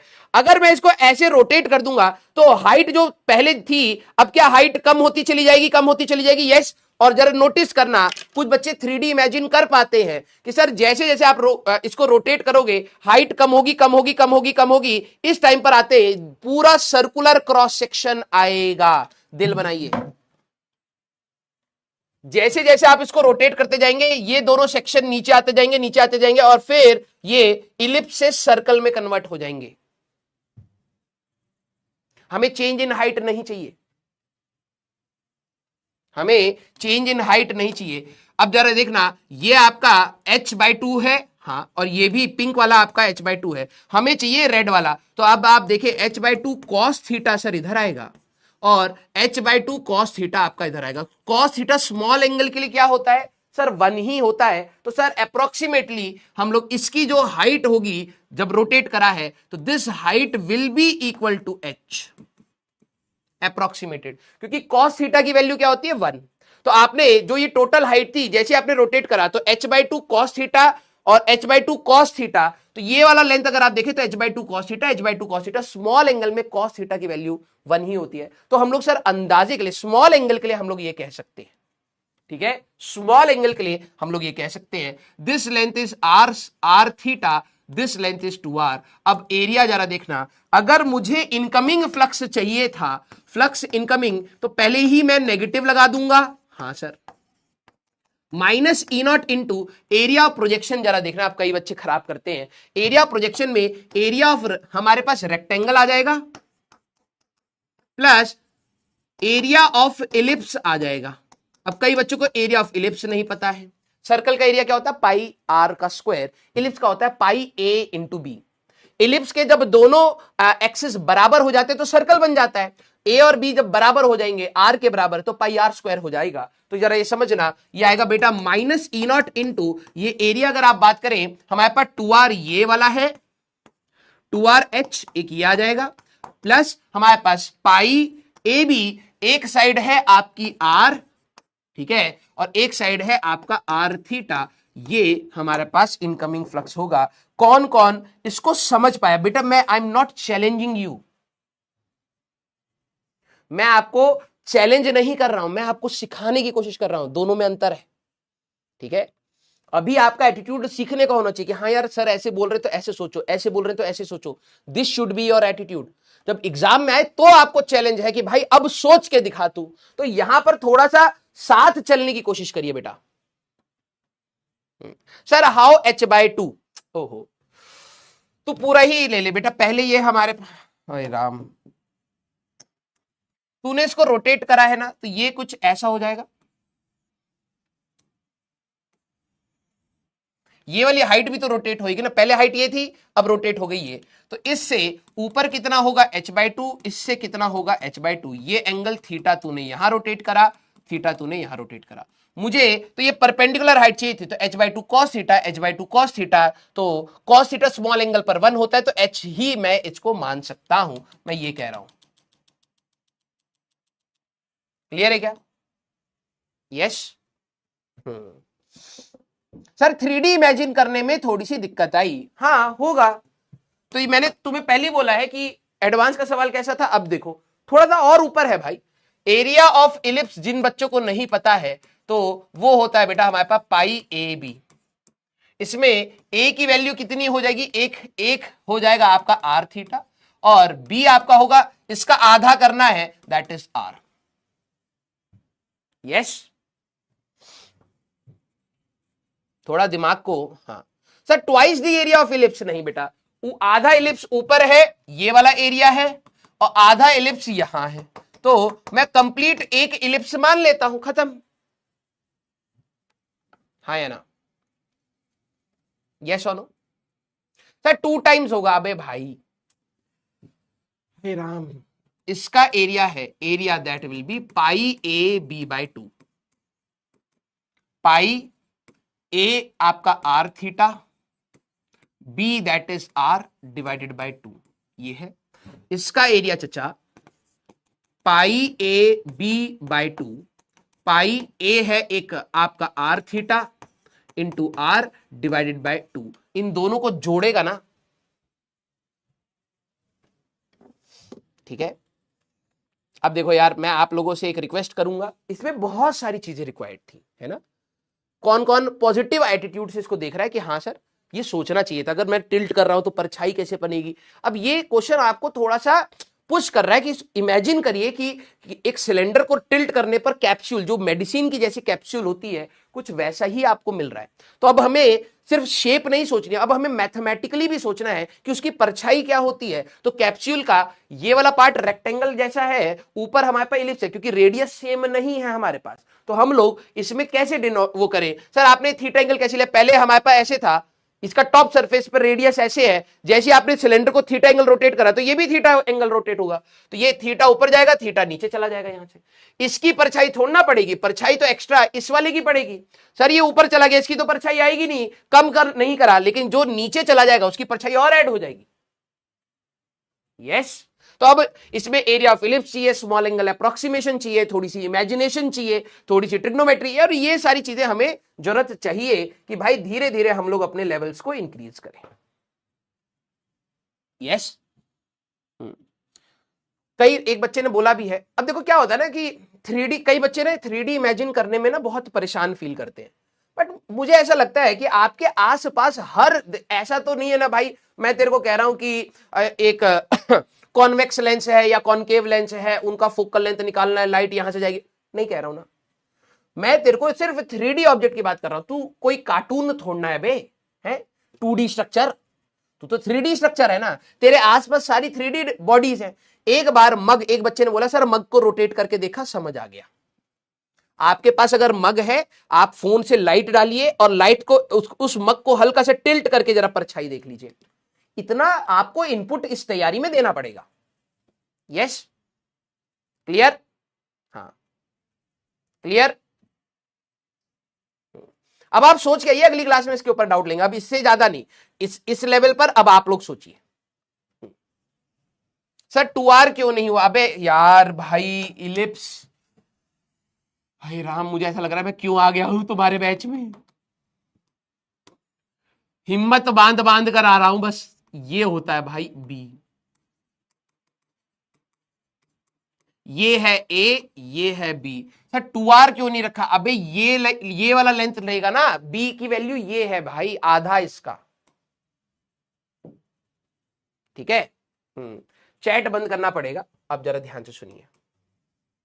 अब मैं थोड़ी देर तक आपको चैट बंद करके पढ़ाऊंगा, क्यों, क्योंकि अब आ रही है कंसेप्चुअल बात। अभी क्या था कि मिलकर हम लोगों को फिजिक्स को समझना था, मिलकर हम लोगों को मैथमेटिक्स से लड़ना था, इसलिए चैट ऑन थी। कुछ बच्चे उस चीज को मिसयूज करते हैं, कुछ बच्चे उसको यूज करते हैं, ठीक है। अब मैं आपकी चैट बंद रख रहा हूं क्योंकि मैं चाहता हूं इसको आराम, ये भी नहीं कि सर कुछ बच्चों ने लिखा था सर मैं पहले समझता हूं और फिर मैं बाद में क्लास के बाद नोट्स बना लेता हूं, बिल्कुल नहीं, साथ में बनाना है। जो तू अपना प्रैक्टिस कर सकता था तू वो टाइम नोट्स बना रहा है, तो ये प्रवचन थोड़ा चल रहा है, साथ में बना और लिखते लिखते सोच। अब हमारे पास आ रहा है गॉस लॉ, ठीक है। ये टॉपिक तो बहुत छोटा है, फॉर्मूला बहुत सिंपल है, लेकिन ये आपको जब रुलाने पर आएगा, देखो अभी तक मैंने आपको फ्लक्स ई डॉट ए के बारे में ही बात किया है। अगर आप नोटिस करो हमारे पास electric flux till now what we have studied, sir ये लिखना है बिल्कुल टिल नाउ, और स्पीड से लिखना बेटा, till now we have studied कि जो हमारे पास इलेक्ट्रिक फ्लक्स पाई ई जो हमारे पास होता है वो ई डॉट ए होता है। यस, और याद करिए मैंने कहा अगर किसी सरफेस पर से निकालना हो तो सर इंटीग्रेशन करेंगे। यस, तो जो इलेक्ट्रिक फ्लक्स होता है that is surface integration, surface, ध्यान सुनना, integration of E dot A, E dot D ए लिख लेते हैं क्योंकि आपको जोड़ना पड़ेगा। मेरे वर्ड्स को आप ध्यान से सुनिए। सर आपने तो फ्लक्स बोला था ई डॉट ए होता है, बिल्कुल बोला था। एक ऐसे एरिया में से जहां इलेक्ट्रिक फील्ड यूनिफॉर्म है तो तू डायरेक्टली ई डॉट ए कर सकता है, लेकिन अगर इलेक्ट्रिक फील्ड नॉन यूनिफॉर्म थी तो तेरे को इंटीग्रेशन करना पड़ेगा। यस, जोड़ जोड़ के फ्लक्स से निकालना पड़ेगा, बेसिकली ये है। अब इलेक्ट्रिक फ्लक्स एक सरफेस की बात हो रही है, मेरे वर्ड्स को बहुत ध्यान से सुनना। सर आपने यहां पर सिंबल में ये क्या करा है, मैथमेटिक्स भी समझनी पड़ेगी, सिंबल्स भी समझने पड़ेंगे, क्योंकि क्वेश्चन में ये सब चीजें लिखी हुई आती है। सर ये गोल सा क्या बनाया है, ये बता रहा है, क्योंकि जब भी आप फ्लक्स निकालेंगे किसी सरफेस में से निकालेंगे, लाइन में से फ्लक्स नहीं होता कि इस लाइन में से कितना फ्लक्स निकलेगा, नहीं, एक सरफेस में से फ्लक्स निकालेंगे। और वो सरफेस हो सकता है आपका क्यूब हो, वो सरफेस हो सकता है आपकी प्लेट हो, वो सरफेस हो सकता है एक स्फेयर हो, सिलेंडर हो, ये हो सकते हैं। तो जो भी हमें ई डॉट ए करना था, फ्लक्स निकालने के लिए ई डॉट ए करना था, वो पूरे एक सरफेस पे करना था, तभी जाके हमें फ्लक्स मिलता है। यस, तो सरफेस में अगर आप नोटिस करें तो वन डायमेंशनल इंटीग्रेशन नहीं है। अगर मान लो कि मैं कहूं भाई मेरे को ये सरफेस बनाना है, तो इसका लेंथ भी बना, हमारे पास इसका लेंथ भी बनाना पड़ेगा। एक वेरिएबल ये है कि 0 से L तक जाओ और 0 से B तक जाओ सर, तब ये बनेगा। तो ये अगर आप देखें तो 2 डायमेंशनल इंटीग्रेशन हो जाएगी, एंड हमारे सिलेबस में 2 डायमेंशनल इंटीग्रेशन नहीं होती है, नहीं है बेसिकली। लेकिन यस, जैसे जैसे आप मैथमेटिक्स में आगे प्रोसीड करेंगे you will get 2 dimensional and 3 dimensional integration as well. तो अभी आपको जब पढ़ाया जाएगा तो 1 डायमेंशनल इंटीग्रेशन मतलब सिंगल वेरिएबल होगा, या तो रेडियस होगा, या तो एक्स या वाई या जेड, ना ही दोनों एक साथ वेरी नहीं करेंगे। तो अब हमारे लिए मैथमेटिक्स को आसान करने के लिए हम लोगों ने क्या करा है, इस इंटीग्रेशन को आप ऐसे बना देते हैं, ऐसे। दिस रिप्रेजेंटेशन मींस पूरे सरफेस पर मैं इस चीज को जोड़ रहा हूं, किसको, ई डॉट डीए, एक छोटा सा फ्लक्स निकाला, उसको पूरे सरफेस पर जोड़ दिया, इसको कहते हैं अपना इलेक्ट्रिक फ्लक्स। समझ आया कि अगर मान लीजिए मेरे पास इलेक्ट्रिक फील्ड लाइन है और ये नॉन यूनिफॉर्म है, ठीक है, वेरी कर रही है, ये हमारे पास सरफेस है, तो electric field is equal to E naught x. ध्यान से सुनना, मेरे वर्ड्स को सुनना। तो इलेक्ट्रिक फील्ड नॉन यूनिफॉर्म है, हाँ सर, इसका एक्स अलग है, मान लीजिए कोऑर्डिनेट एक्सिस में दे दूं आपको, तो इसका एक्स अलग है, इसका अलग है, इसका अलग है, इसका अलग है, इसका अलग, इसका अलग, इसका अलग, इसका अलग। तो सर हर जगह इलेक्ट्रिक फील्ड अलग अलग सी है। मैंने कहा तो आप ये नहीं कर सकते कि सर हमारे पास पाई आर स्क्वायर, इसका पूरा एरिया लूंगा, प्रोजेक्शन भी ले लूंगा, हमारे पास उसका प्रोजेक्शन लेकर के मैं इलेक्ट्रिक फील्ड से मल्टीप्लाई कर दूंगा। नहीं बेटा, हर जगह इलेक्ट्रिक फील्ड अलग थी, इधर कुछ और फ्लक्स होगा, इधर कुछ और, इधर कुछ और, इधर कुछ और, इधर कुछ और, इधर कुछ और, इधर कुछ और। समझ, तूने एरिया फिक्स कर दिया, मान लो सर 1 सेंटीमीटर स्क्वायर, यहां फ्लक्स निकालता ई नॉट इंटू 1 सेंटीमीटर का स्क्वायर, इलेक्ट्रिक फील्ड की वैल्यू ही अलग है, एक्स अलग है, तो इलेक्ट्रिक फील्ड, तो यहां का फ्लक्स कुछ और आएगा। Sir 1 centimetre square into this electric field, flux मिल जाएगा। मैंने कहा क्या यहां की इलेक्ट्रिक फील्ड सेम है इसकी? नहीं सर, हर जगह इलेक्ट्रिक फील्ड अलग अलग है। मैंने कहा हाँ। एरिया सर हर जगह सेम ले लिया मैंने, तो फ्लक्स तो तब भी अलग आएगा क्योंकि इलेक्ट्रिक फील्ड वेरिएबल है। तो तू डायरेक्टली नहीं कर सकता ई डॉट ए, समझ आई बात? तू डायरेक्टली नहीं कर सकता। तो अब हमें क्या करना है, हमें तो सर फ्लक्स निकालना है, टोटल निकालना है, तो इंटीग्रेशन करनी पड़ेगी। तो सर आपने सिर्फ इंटीग्रेशन ई डॉट डी ए क्यों नहीं लिखा?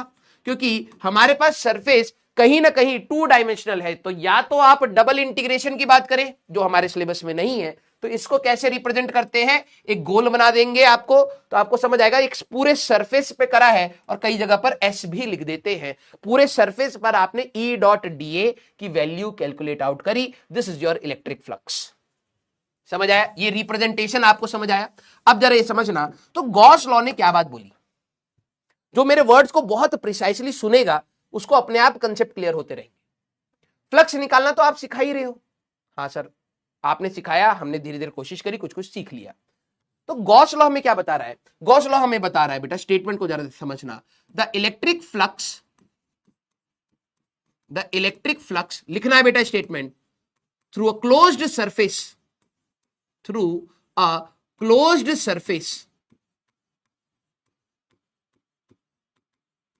Electric flux through a close surface, जिसका मतलब surface integration of E dot D ए, इसको अगर आप किसी पूरे सरफेस पर अगर आप करोगे, इज ऑलवेज इक्वल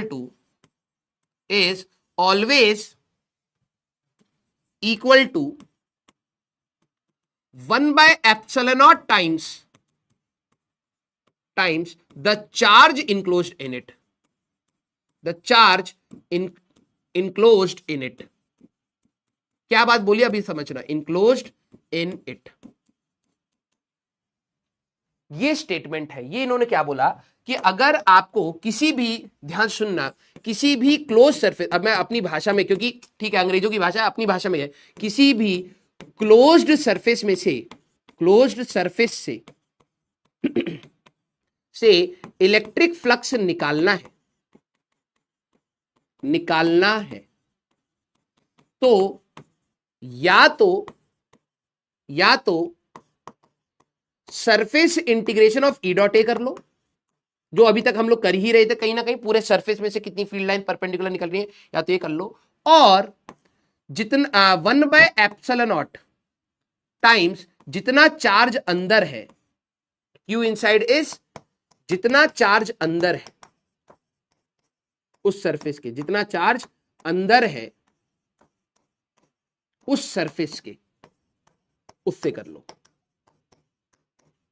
तो इंटीग्रेशन वाला तो हमारे लिए यार कहीं ना कहीं कैलकुलेटिव है, तो उन्होंने हमारे लिए आसान भाषा में ये बात बोली।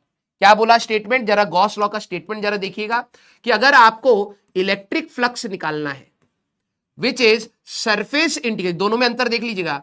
सर ये भी फाई ही तो लग रहा है, हाँ हम लोग बनाते, लेकिन फ्लक्स में अब आप डायरेक्टली ऐसे बनाइएगा। इलेक्ट्रिक फ्लक्स अगर आपको निकालना है तो दिस इज सरफेस इंटीग्रेशन, मैं यहां पे लिख देता हूं, दिस इज सरफेस इंटीग्रेशन, जो अभी तक हम लोग करते आ रहे हैं, ई डॉट डी ए, ई डॉट डी ए, ई डॉट डी ए, ये चीज हम लोग अभी तक करते आ रहे थे, इज ऑलवेज इक्वल टू जितना चार्ज अंदर है बटे एप्सिलॉन नॉट। ये इन्होंने एक बात बोल दी, ठीक है, जितना चार्ज उस सरफेस के अंदर है डिवाइडेड बाय एप्सिलॉन नॉट, ये है। तो मैं अब आप लोगों को थोड़ा सा टाइम दे रहा हूं, वैसे मैंने इतना ज्यादा चीजें लिखी नहीं है, लेकिन फिर भी मैं आपको टाइम दे रहा हूं, प्लीज एक बार इसको लिखिए, ठीक है।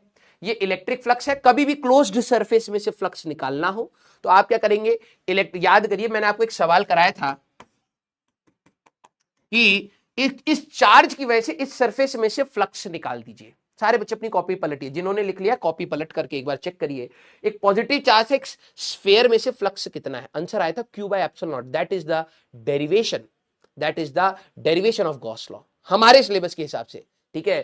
तो हम लोगों ने क्या करा था कि सर इलेक्ट्रिक फील्ड है, यहां पर एरिया एलिमेंट है, यहां पर तो सरफेस इंटीग्रेशन करा था, आंसर क्या आया था finally Q by epsilon not.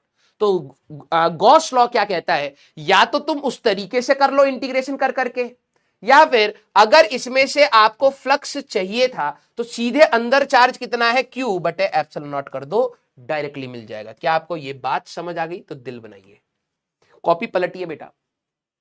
हम लोगों ने जो ये चार्ज वाला, मैं इसको ढंग से लिख देता हूं क्योंकि इसकी डेरिवेशन आपके स्कूल में पूछी जाती है, हमें ये बताया था सॉल्व्ड एग्जांपल प्रीवियस है, क्वेश्चन नंबर देख लीजिएगा।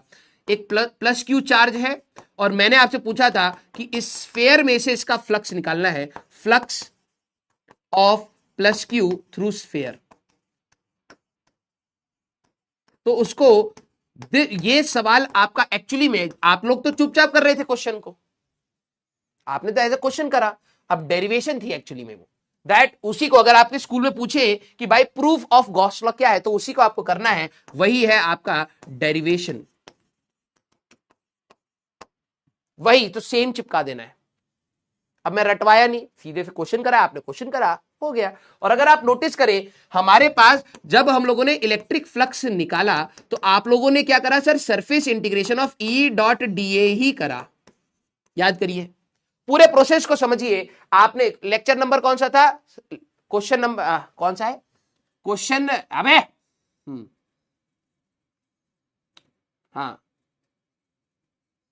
अबे कौन सा, क्वेश्चन 7 लेक्चर 16, क्वेश्चन 7 लेक्चर 16। आपसे अगर डेरिवेशन पूछे तो ये करना है, तो हमने इस वाले मेथड से करा, लेकिन गॉस लॉ ने कहा भाई तूने कर लिया ना इससे, उसकी जगह पर अगर तू सीधे कहता Q inside by epsilon not, तो अंदर कितना चार्ज है, Q है, तो हमारे पास इलेक्ट्रिक फ्लक्स आता हमारे पास यहां पर Q बाय एप्सिलॉन नॉट, खत्म। वो डायरेक्टली करने के लिए कह रहे हैं बस, और कुछ नहीं है। यस सारे बच्चे, तो यही हमारे पास गॉस लॉ है। अब मैं आपकी फिर से चैट रोकूंगा, अब इस एक स्टेटमेंट को यूज कर करके मैं तेरे को रुलाने वाला हूं। अभी 2-3 क्लासेस सिर्फ इस स्टेटमेंट पर ही तेरे को मैं तंग करूंगा, तो अब ध्यान से सुन। ठीक है, इंपॉर्टेंट पॉइंट्स इन्होंने क्या बोल दिया, अब साथ साथ लिखना भी है सोचना भी है। इंपॉर्टेंट पॉइंट्स, पहली चीज, किसी भी, अच्छा एक चीज हमारे पास, या चलो आगे बताऊंगा उसको। पहला हमारे पास क्या है, किसी भी सरफेस में, किसी भी सरफेस से फ्लक्स निकालना हो, किसी भी क्लोज्ड सरफेस से, किसी भी क्लोज्ड सरफेस से फ्लक्स निकालना हो,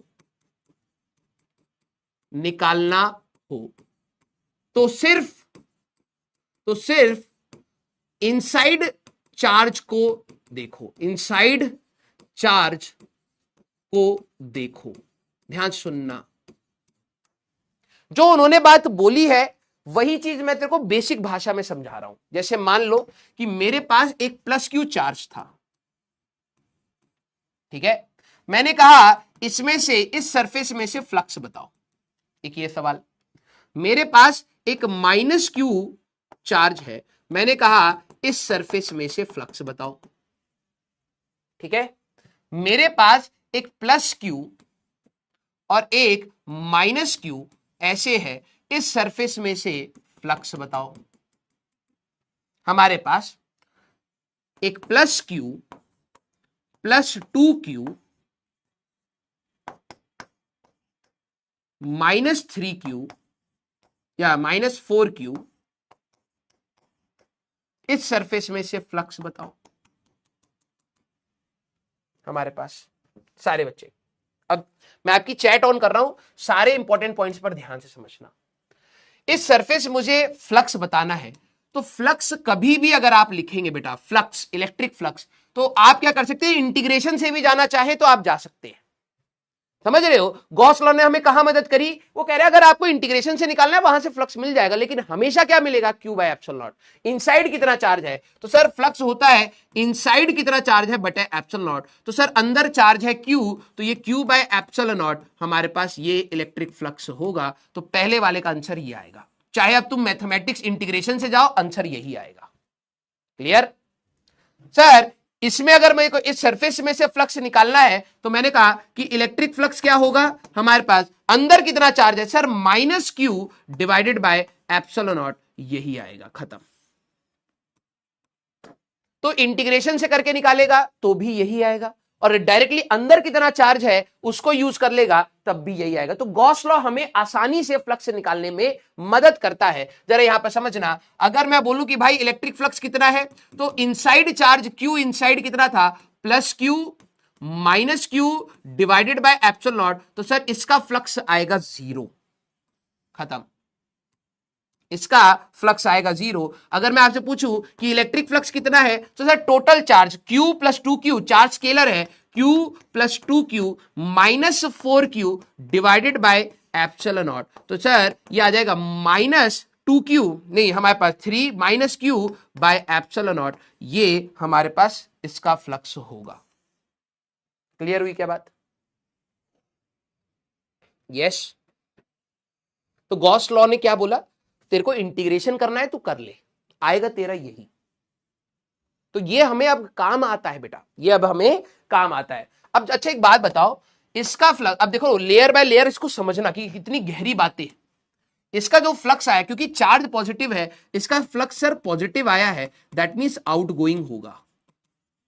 फ्लक्स पॉजिटिव मतलब आउटगोइंग। सर फ्लक्स नेगेटिव आया है, दैट मींस इनकमिंग होगा। फ्लक्स नेगेटिव मींस इनकमिंग होगा। Sir flux 0 means no net electric field line going out और कमिंग इन, गोइंग आउट और कमिंग इन, फ्लक्स 0 है, ठीक है, नेगेटिव है, इनकमिंग फ्लक्स होगा।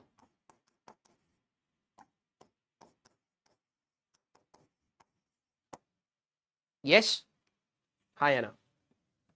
अब सारे बच्चे जरा देखना, याद करो इलेक्ट्रिक फील्ड लाइंस हम लोगों ने बनाई थी, पॉजिटिव की इलेक्ट्रिक फील्ड लाइंस कैसे होती है, सर ऐसे।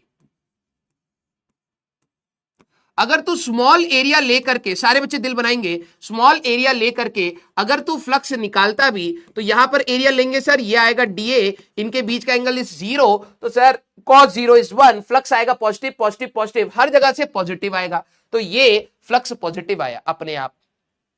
यहां पर इलेक्ट्रिक फील्ड लाइन सर हमारे पास कुछ इस प्रकार से है बेटा। आखिरी के 10-15 मिनट ना मैं चैट बंद करके पढ़ाऊंगा, क्योंकि अभी से कुछ एंड एंड लिख रहे हैं और इन गधों को ना मैं पढ़ाना नहीं चाहता हूं, और फिर उसके चक्कर में तुम्हारा नुकसान ना हो जाए, इसलिए चैट बंद करके ही पढ़ाऊंगा।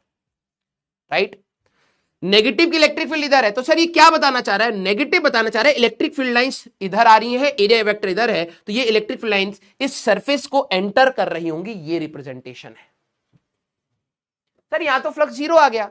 याद करिए मैंने आपको इलेक्ट्रिक फील्ड लाइंस में पढ़ाया था, देखो इसी तरीके से चीजें कनेक्ट होती हैं। अगर ये प्लस क्यू है और एक माइनस क्यू, इसमें से 10 इलेक्ट्रिक फील्ड लाइन बनाऊंगा, ध्यान सुनना, इसमें अगर 10 इलेक्ट्रिक फील्ड लाइन बनाया या 5 हम लोगों ने इलेक्ट्रिक फील्ड लाइन बनाया, जितनी इधर बनाओगे उतनी ही इधर आपको बनानी पड़ेंगी।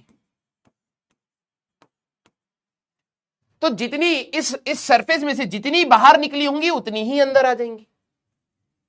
समझ आई बात मैंने क्या बोला?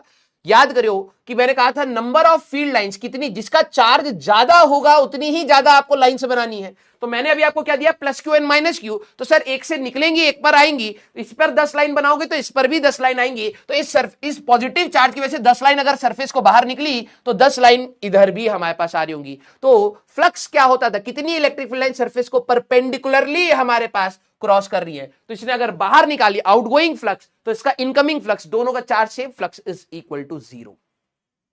क्लियर? हाँ सर ये लिखना है, बिल्कुल लिखना है भाई। अगर आप यहां पर देखें तो सर फ्लक्स नेगेटिव आ रहा है, तो अब जरा समझ, इस पूरे चार्ज को अगर तू टोटल चार्ज देखे तो ओवरऑल नेगेटिव है, तो charge is directly proportional to number of field lines, तो ओवरऑल तेरे को इनकमिंग फ्लक्स आएगा, ये हमारे पास रिप्रेजेंटेशन है। यस सारे बच्चे, पहला पॉइंट आपके लिए आई होप क्लियर होगा। दूसरा पॉइंट, बाहर के चार्ज का कोई फ्लक्स नहीं होता, बाहर के चार्ज से, बाहर के चार्ज का कोई फ्लक्स नहीं होता। ये गॉस लॉ ने हमें बताया कि भाई जो भी फ्लक्स होगा, electric flux, that is Q inside by epsilon. कभी भी मैं आपसे फ्लक्स निकालने के लिए बोलूंगा, सिर्फ अंदर वाले चार्ज को ही आपको देखना है और अपना फ्लक्स लिख लेना है। ठीक है, तो मान लीजिए मेरे पास अगर एक सरफेस है रैंडम, अब जरूरी नहीं है, हमारे पास यहां पर है प्लस क्यू, यहां पर है प्लस 2q और यहां पर है माइनस क्यू, तो मैंने कहा इसमें से इलेक्ट्रिक फ्लक्स सारे बच्चे लिखेंगे, क्योंकि उन्होंने कहा कि बाहर वाले चार्ज से हमें कुछ लेना देना नहीं है, तो जरा इसका फ्लक्स सारे बच्चे लिखना, प्लस क्यू प्लस या फिर प्लस 4q हमारे पास, minus 2q minus 3q minus हमारे पास 8q। ठीक है हमारे लिए, अब आपको बताना है इसमें से फ्लक्स हमारे पास कितना होगा। ठीक है, नेक्स्ट हमारे लिए एक सरफेस है बेटा ऐसे, इसमें मेरी एक रॉड है, हाफ अंदर है हाफ इधर है। ठीक है, 4 कूलम हमारे पास है, सेंटर इसका यहां है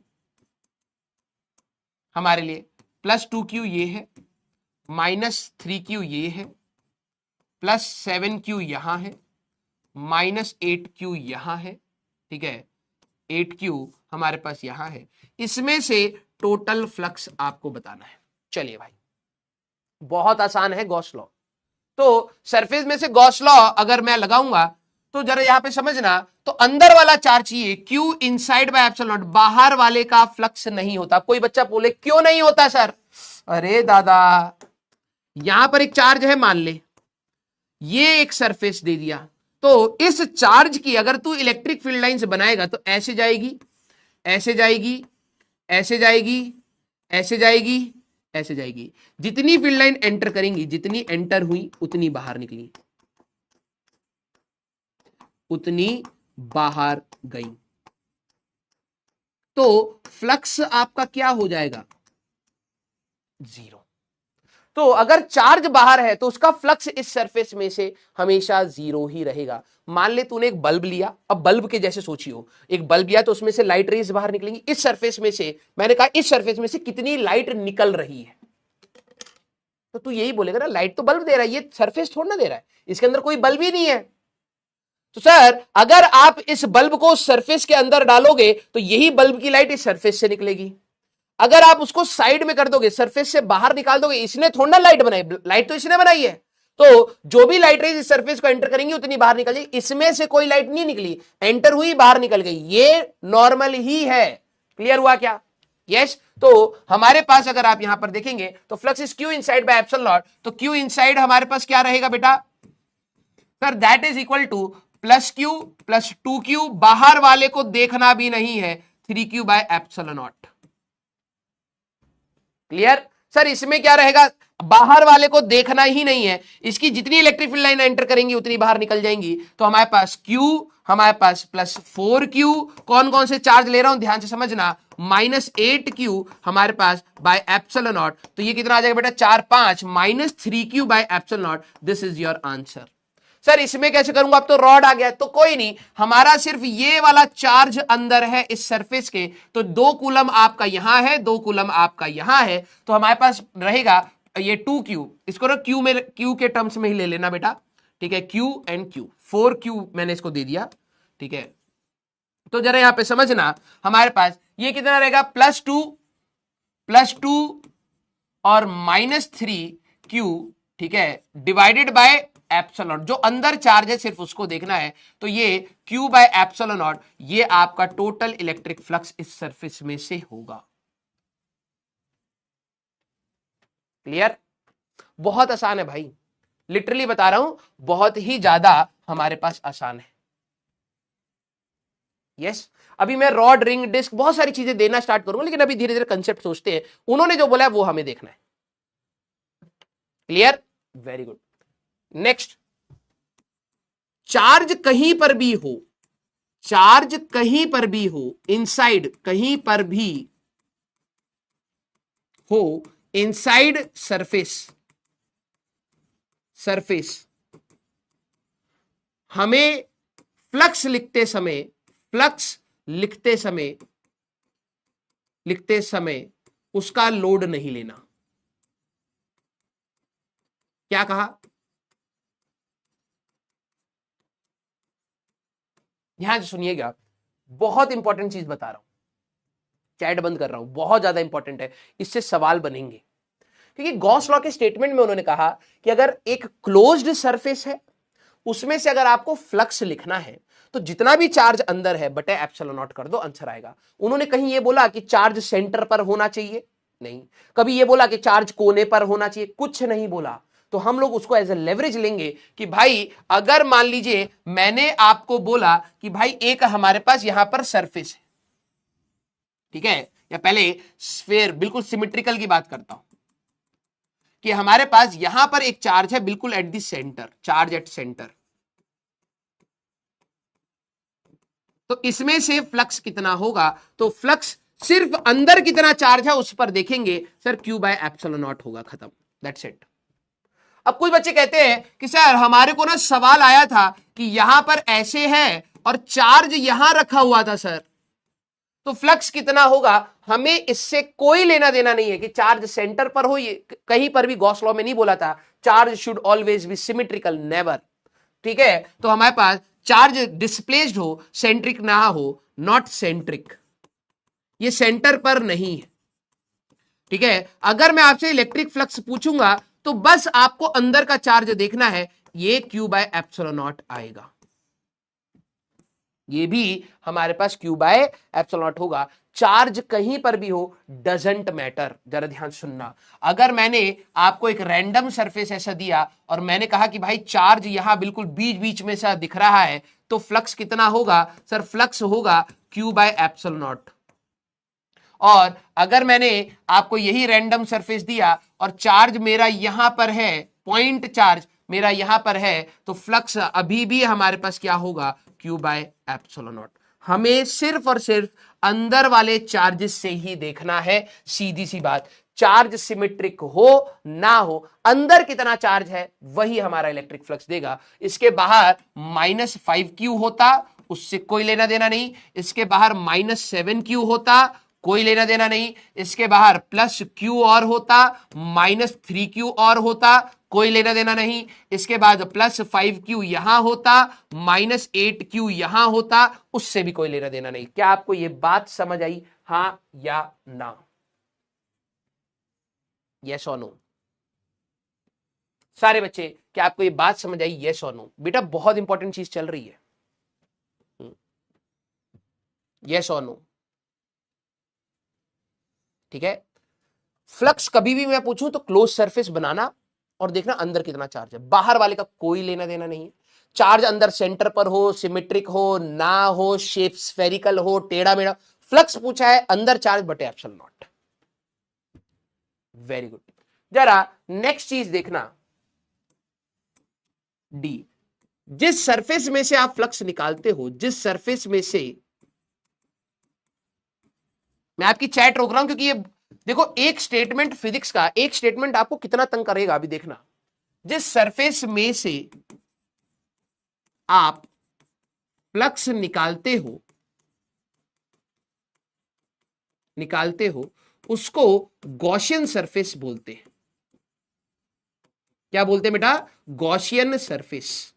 अब गॉस लॉ ने बनाया भैया, अमर तो बनना है, ठीक है, तो अपने नाम पर ही जो ये सरफेस है उसका नाम उन्होंने क्या कहा? Gaussian surface. ठीक है।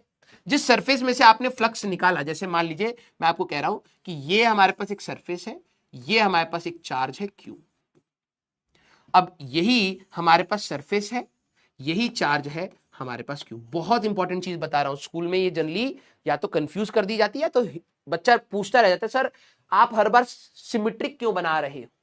अब वो मैथमेटिक्स से मैं आपको समझाना स्टार्ट करूंगा, ध्यान सुनना। जो भी आप सरफेस यहां पर ले रहे हो, जिसमें से आप फ्लक्स निकाल रहे हो, उसका नाम होता है गॉसियन सरफेस। बस ऐसे ही नाम दे दिया। जैसे मान लो मैं अभी तक क्या कह रहा था, इस स्फीयर में से फ्लक्स बताइए, तो ये जो आपका सरफेस है इसी को हम लोग कहते हैं Gaussian surface. GS means Gaussian surface. Gaussian surface. ये मैंने कहा भाई एक चार्ज है, इसमें से फ्लक्स बताइए, तो ये भी हमारे पास क्या होगा? GS, that means Gaussian surface. ठीक है। अब ध्यान सुनना, इंपॉर्टेंट पॉइंट। स्कूल में ये तो बता देते कि ये गॉसियन सरफेस है, अब वो ये नहीं बताते Gaussian surface can be of any shape, can be of any shape. कुछ बच्चों को लगता है सर हमारे स्कूल में तो बोला था कि हमेशा हमेशा स्फेयर ही लेना है हमारे पास, या सिलेंडर ही लेना है। नहीं, कोई भी शेप का हो सकता है। इसमें से अगर मैं आपको फ्लक्स की बात करूं, इलेक्ट्रिक फ्लक्स अगर मैं आपसे पूछूं, तो आपका क्या रहेगा? सर अंदर कितना चार्ज बटे एप्सिलॉन नॉट। इसमें भी वही रहेगा, चार्ज सेंटर पर हो या ना हो, अंदर कितना चार्ज बटे epsilon not. Gaussian surface can be of any shape, any shape, random shape. आपको भी कोई लेना है रैंडम शेप, आप ले सकते हैं। ठीक है। लेकिन हमारे स्कूल में भी और आगे कंपटीशन में भी गॉसियन सरफेस का यूज, मतलब सर हम इसको यूज क्या निकालेंगे? सिर्फ फ्लक्स निकालने का? नहीं। अभी मैं, आप अपनी कॉपी में कहीं लिखिए कि गॉस लॉ को हम लोग फ्लक्स निकालने के लिए और इलेक्ट्रिक फील्ड निकालने के लिए यूज करते हैं। क्योंकि फ्लक्स पता लग गया, और इसी को अगर मैं E डॉट DA की बात कर दूं, ध्यान से सुनना बेटा, हम लोग क्या करेंगे? फ्लक्स निकालना अब हमारे लिए कितना आसान है? Q by epsilon not. अभी तक हम लोग इलेक्ट्रिक फील्ड जानते थे, मेरे वर्ड को सुनना, क्वेश्चन पीछे पैटर्न देखना। इलेक्ट्रिक फील्ड मैं दे रहा था, एरिया मैं दे रहा था, तब फ्लक्स पूछ रहा था। देख लीजिए पीछे के सारे क्वेश्चन। यस। अब अगर मान लो कि तुम्हें किसी चार्ज की वजह से इलेक्ट्रिक फील्ड निकालनी थी, तो फ्लक्स दिखना कितना आसान है कि अंदर कितना चार्ज है बटे एप्सिलॉन नॉट कर देंगे, और यही होगा EDA। तो मेरे को इलेक्ट्रिक फील्ड निकालने में भी ये मदद करेगा। ठीक है। तो गॉस लॉ की एक एप्लीकेशन हमारे पास आएंगे अभी, जो आपको हर जगह पूछी जाती है, इवन इन एडवांस पूछी जाती है। Can be of any shape, it is used to find flux and electric field. दोनों चीजें, फ्लक्स भी निकालना चाहो तो वो भी यूज कर सकते हो, और इलेक्ट्रिक फील्ड जो आपको निकालना है आगे चल करके, उसके लिए हम लोग इसको बनाते हैं। अब जरा समझना, we prefer we prefer symmetrical Gaussian surface. हम लोग सिमेट्रिकल गॉसियन सरफेस को प्रेफर करते हैं। वैलिड ये दोनों में है। यहां पे कोई बच्चा कई बार पूछ लिया जाता है दर्शन रीजन में कि यहां पर Gauss law is not valid for this structure. Gauss law हमारे पास इज वैलिड। शेप कोई भी हो सकती है हमारे पास, गॉस लॉ इज वैलिड। तभी मैंने फ्लक्स लिखा है बेटा। हाँ, इसको यूज करके, मेरे वर्ड को सुनना, इसको यूज करके इलेक्ट्रिक फील्ड में कैसे निकालूंगा इसको। We prefer symmetrical Gaussian surface to find electric field because mathematics become easy. ध्यान से देखना कि हम लोग मैथमेटिक इजीली कर पाते हैं, और आपको इतनी मैथ्स आती भी नहीं अभी, समझिए। सर ऐसा कैसे? मैंने कहा जरा ये देखो, एक पॉजिटिव चार्ज की वजह से, एक पॉइंट चार्ज की वजह से इलेक्ट्रिक फील्ड होती कितनी है बेटा? मुझे सारे बच्चे ये बताएंगे। एक प्लस क्यू चार्ज की वजह से इलेक्ट्रिक फील्ड क्या होती है? सारे बच्चे फॉर्मूला बताएं, क्योंकि आप जब मैं प्रूफ करूंगा उस चीज को, तभी तो आपको समझ आएगा कि हाँ यार बात तो सही है। इलेक्ट्रिक फील्ड की वैल्यू एक पॉइंट चार्ज की वजह से क्या होती है? हाँ सर, कैन वी लीव? बेटा आप तो लीव करते जाइए, 12वीं भी आपकी 11वीं के जैसे निकल जाएगी, पता नहीं लगेगा अभी। ठीक है, आप लोग एक्सक्यूजेस फाइंड करेंगे बाद में। KQ/R², आप लोगों ने बोला। अब जरा देखना, मैं फिर से चैट बंद कर रहा हूं, कई सारे बच्चों ने बता दिया KQ/R²। Very good. अब जरा देखना, I am using Gauss law. मैं गॉस लॉ को यूज करके इसकी KQ/R² निकालूंगा। पहले कैसे निकाला था? इलेक्ट्रिक फील्ड को डिफाइन करा था फोर्स पर coulomb, force per unit charge, याद आ रहा है? तो पहले कूलम्स लॉ से फोर्स निकाला, फिर डिवाइडेड बाय प्लस क्यू करा, तो हमारे पास इलेक्ट्रिक फील्ड आया। लेकिन अब मैं वो यूज नहीं करूंगा मेथड, अब इसको यूज करूंगा।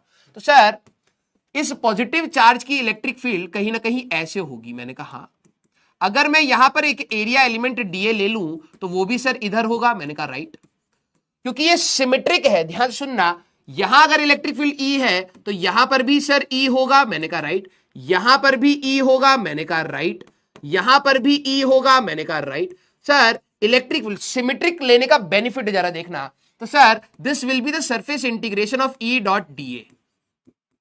मैंने कहा राइट। तो sir surface integration of electric field आपकी ई है, D A cos of zero. हर जगह एंगल जीरो होगा, क्योंकि यहां पर भी अगर तू एरिया एलिमेंट लेगा बेटा तो डीए इधर आएगा, एरिया एलिमेंट लेगा तो डीए इधर आएगा, एरिया एलिमेंट इधर लेगा तो डीए आएगा। तो हर जगह तेरा एंगल क्या रहेगा sir? Theta equal to zero at all the places. मैंने कहा हाँ। तो कॉस जीरो कितना हो गया? 1 हो गया। इलेक्ट्रिक फील्ड सिमेट्रिक है, इधर जितनी वैल्यू होगी उधर भी इतनी वैल्यू, इधर भी इतनी वैल्यू, इधर भी इतनी वैल्यू, हर पॉइंट पर वैल्यू सेम होगी बाय सिमेट्री। ऐसा थोड़ा हो सकता है एक चार्ज की वजह से यहां पर कुछ और है, उतने ही डिस्टेंस में यहां पे कुछ और हो जाएगा, ऐसा नहीं होगा। वैल्यू सेम होगी। वैल्यू कितनी है वो हमें नहीं पता सर। तो मैंने कहा कॉस जीरो आपका 1 हो गया, और कांस्टेंट इंटीग्रेशन से बाहर निकाल सकते हो। तो जरा देखना, Q/ε0 that is equal to E integration of dA। और एक स्फेयर का इंटीग्रेशन क्या है? 2 डायमेंशनल इंटीग्रेशन, वो 3 डायमेंशनल इंटीग्रेशन होगा। तो हमें डायरेक्टली इसको पता है कि sir this will B Q/ε0 E into 4πr²। कोई लिमिट नहीं डालते हम लोग, डायरेक्टली लिखते हैं। और यहां से जरा इलेक्ट्रिक फील्ड जरा देखना, KQ/R² आपका आ गया, KQ/R²। ये आपकी इलेक्ट्रिक फील्ड आ गई। ठीक है, अब स्कूल में ये आपको डाउट रहेगा जिन बच्चों ने पढ़ लिया है, तो सर क्या एक रैंडम सरफेस में से मैं गॉस लॉ लगा सकता हूं? टीचर कहते हैं इधर ये वाली चीज इधर नहीं कर सकते, तो बच्चों को लगता है गॉस लॉ वैलिड नहीं। Gauss law is always valid. मैंने कहा किसी भी शेप का आपका सरफेस हो, Gauss law is always valid. But इस वाले सरफेस को यूज करके, मैं यहां लिख रहा हूं इसको, इस सरफेस को यूज करके, इस सरफेस को यूज करके इलेक्ट्रिक फील्ड निकालना दिक्कत वाली बात है या मुश्किल है। अब तेरी मैथ्स अगर बहुत अच्छी हुई तू कर सकता है, ऐसा नहीं है भाई।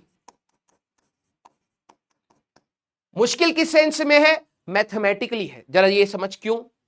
अब तू यहां पर इसी फ्लक्स को क्या कहेगा? Sir surface integration of E dA cos theta. मैंने कहा हाँ। सारे बच्चे जरा देखना, ये वाला जो डिस्टेंस है और ये वाला जो डिस्टेंस है, क्या दोनों का डिस्टेंस सेम है? नहीं। तो यहां की इलेक्ट्रिक फील्ड अलग होएगी और यहां की इलेक्ट्रिक फील्ड अलग होएगी। मैं तुमने कहा हाँ। दोनों का एरिया एलिमेंट, जरा यहां पर समझना, मैं इसको थोड़ा सा इधर नहीं लिखता हूं, उधर लिखा हुआ है, ठीक है, जरा यहां पे समझना। एक ये वाला पॉइंट यहां ले लेता हूं, एक ये वाला डिस्टेंस और मान ले एक ये वाला डिस्टेंस, ठीक है। क्या दोनों डिस्टेंस सेम है? नहीं सर, हमारे लिए तो यहां की जो इलेक्ट्रिक फील्ड होगी और यहां की जो इलेक्ट्रिक फील्ड होगी वो अलग अलग होगी। हाँ, समझना, इलेक्ट्रिक फील्ड की वैल्यू अलग है। सर इसका एरिया एलिमेंट आपका कहीं ऐसे है और इसका एरिया एलिमेंट ऐसे है। हाँ सर, यहां पर हो सकता है थीटा की वैल्यू 0 आ रही है, सर यहां पर theta is not equal to 0। अब समझ, तू इलेक्ट्रिक फील्ड निकालने के लिए अगर इस सरफेस को यूज करेगा, मेरे वर्ड को सुनना, इलेक्ट्रिक फील्ड निकालने के लिए इस सरफेस, गॉसियन सरफेस को यूज करेगा तो तू मैथमेटिकली फंस जाएगा। क्यों? पहली बात, इलेक्ट्रिक फील्ड यूनिफॉर्म नहीं होगी सरफेस पर, हर डिस्टेंस अलग अलग है। तो क्या ये इंटीग्रेशन से बाहर आएगा? नहीं, ये वेरी कर रही है, इसकी वजह से तू इंटीग्रेशन से बाहर नहीं निकाल सकता। हाँ, यहां पर एरिया एलिमेंट और इलेक्ट्रिक फील्ड अलग अलग एंगल पर हो सकते हैं, तो हमारे लिए यहां पर cos थीटा, क्या आपका थीटा कांस्टेंट है जैसे यहां पर था? नहीं। तो सर ये भी हमारे पास वेरी करेगा। मैंने कहा यस।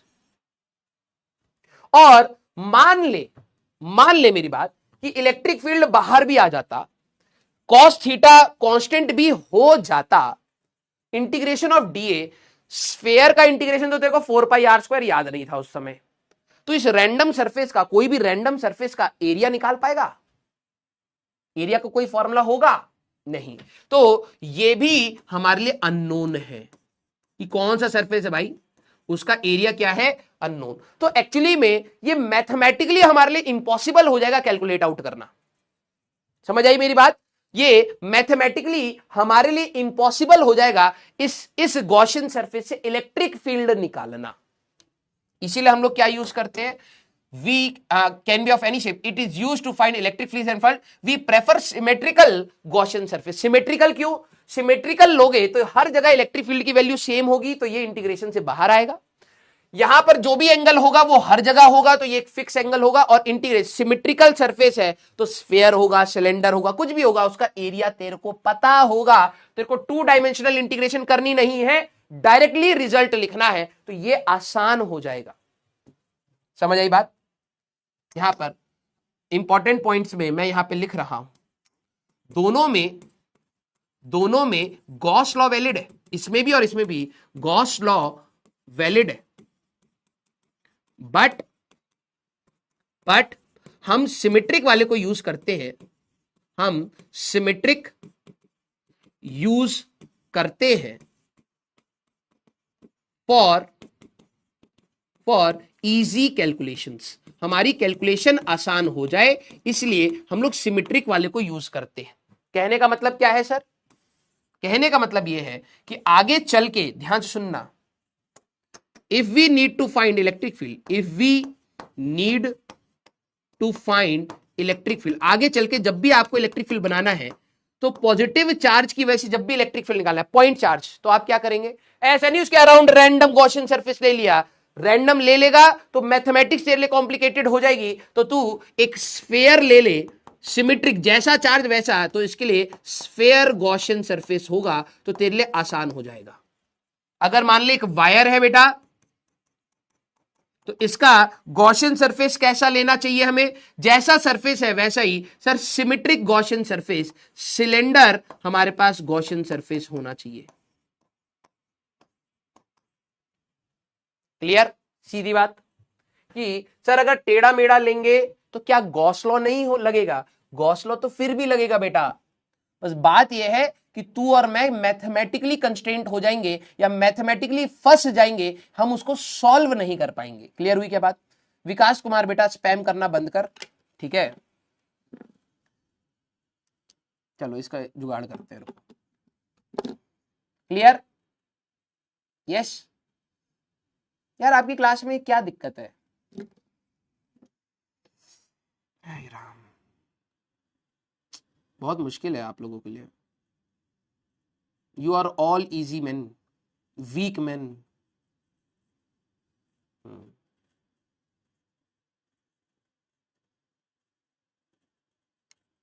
मैम मेरी क्लास में ना ये एंड वर्ड आना नहीं चाहिए, अब उसको ब्लॉक करवाना है, जो भी करना है आप लोग देख लीजिए, ये बहुत ज़्यादा हो रहा है।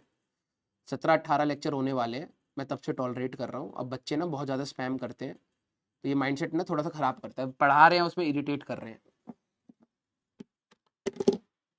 ठीक है, आइए नेक्स्ट इंपॉर्टेंट पॉइंट बेटा, कल की मतलब आगे वाली मैंने कहा था ना, हर चैप्टर के आखिरी में चैटबंदी करूंगा, ठीक है, क्योंकि ये पढ़ाने नहीं देंगे।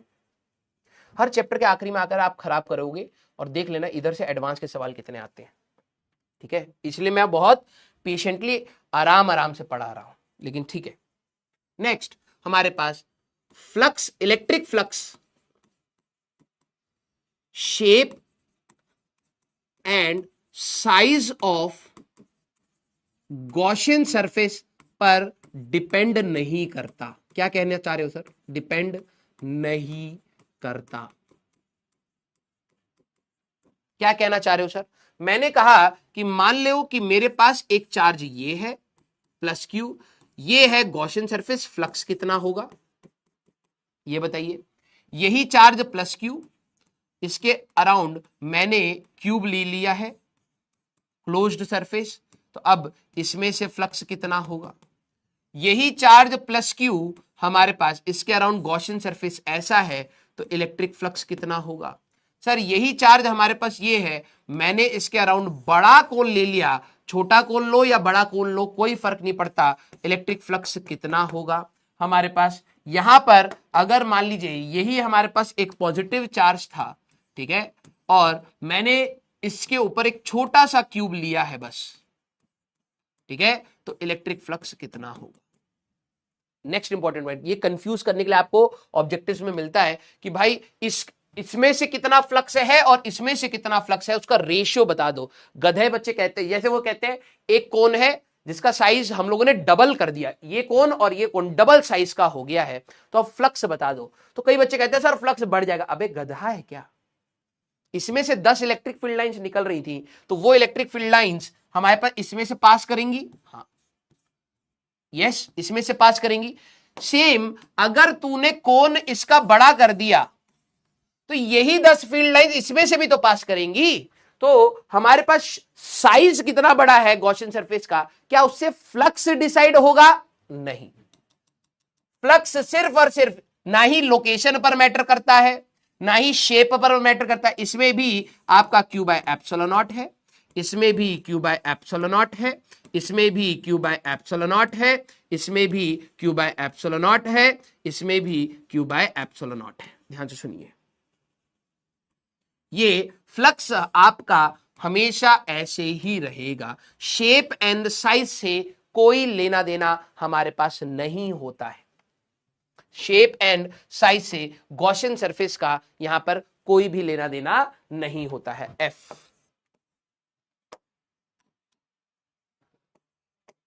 ठीक है, देयर शुड नॉट बी कोई भी चार्ज, यहां पे लिखना, जब आप इलेक्ट्रिक फील्ड निकालना चाहते हैं यूजिंग गॉस लॉ, ध्यान सुनना, यूजिंग गॉस लॉ, तो याद रखना वो कोई भी चार्ज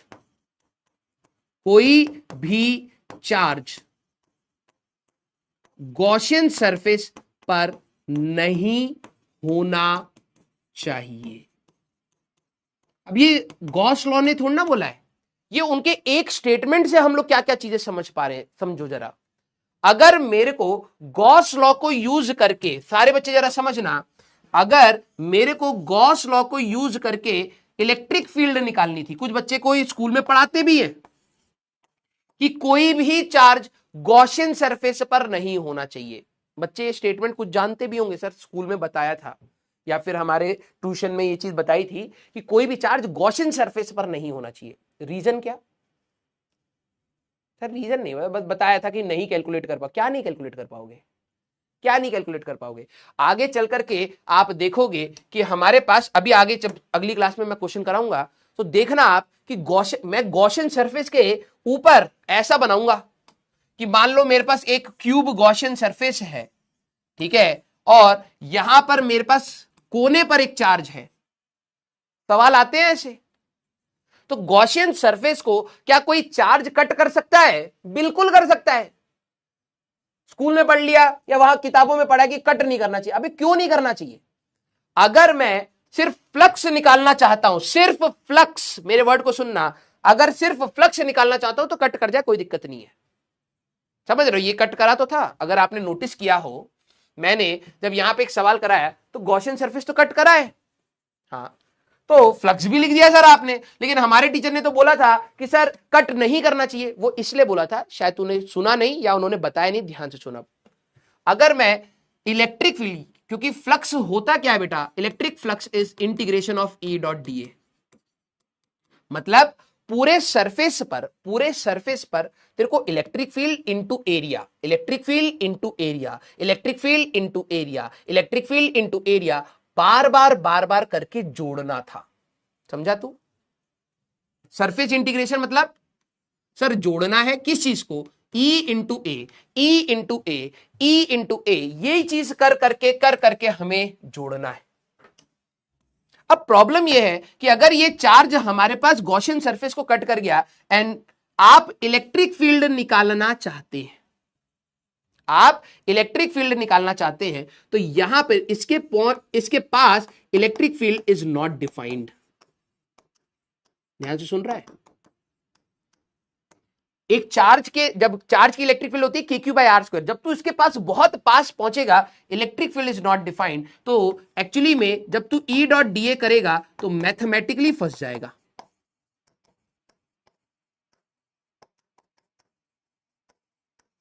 क्योंकि यहां पर जो तेरी electric field E dot D ए है ये प्रॉब्लम दे जाएगा। तो यहां ई डॉट डी ए कर ले, कोई दिक्कत नहीं है। ई डॉट डी ए, ई डॉट डी ए, ई डॉट डी ए, ई डॉट डी ए, ई डॉट डी ए, यहां कोई बवाल नहीं आएगा। लेकिन जैसे ही तू इस चार्ज पर, क्योंकि पूरे क्लोज्ड सरफेस पर तेरे को क्या करना है, ई डॉट डी ए का इंटीग्रेशन, तो यहां ई डॉट डी ए करा, बिल्कुल मस्त आ गया। यहां पर भी इजी इजी इजी, लेकिन जैसे ही तू यहां पर आएगा तो यहां इलेक्ट्रिक फील्ड उस चार्ज के पास डिफाइंड नहीं होगी, और डिफाइंड नहीं हुई तो तेरा इंटीग्रल डिफाइंड नहीं होगा। तो तेरा पर्पस क्या था? सर हमें तो इलेक्ट्रिक फील्ड निकालनी थी। ध्यान से देख, यहां पर इलेक्ट्रिक फील्ड निकालनी थी, तो प्रॉब्लम यह है कि इस सरफेस पर तूने EDA EDA EDA EDA EDA EDA EDA सबको जोड़ा है, तब जाकर के तेरी इलेक्ट्रिक फील्ड आई। हाँ सर, लेकिन अगर तेरा यही चार्ज यहां होता तो क्या यहां पर इलेक्ट्रिक फील्ड डिफाइंड होती? नहीं सर। तो क्या तेरा इंटीग्रल आता? नहीं। तो तू इलेक्ट्रिक फील्ड कैलकुलेट आउट नहीं कर पाता। चचा समझ आई बात? यस और नो? सारे बच्चे यस और नो?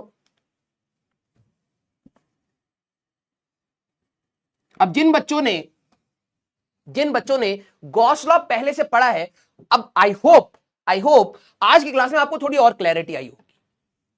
यस भाई, इंटीग्रल ऑफ ईडीए करना है। इंटीग्रल मतलब सर जोड़ना, ईडीए मतलब इलेक्ट्रिक फील्ड और एरिया को मल्टीप्लाई करके आपको जोड़ते हुए चले जाना है। अबे जब चार्ज सरफेस पर ही आ गया तो वहां पर इलेक्ट्रिक फील्ड डिफाइंड होगी क्या? नहीं। तो वहां पर जब डिफाइंड नहीं है तो तू इंटीग्रल नहीं निकाल पाएगा, तेरा रिजल्ट नहीं आएगा, और जो तेरा पर्पस था वो अनसॉल्व्ड रह जाएगा।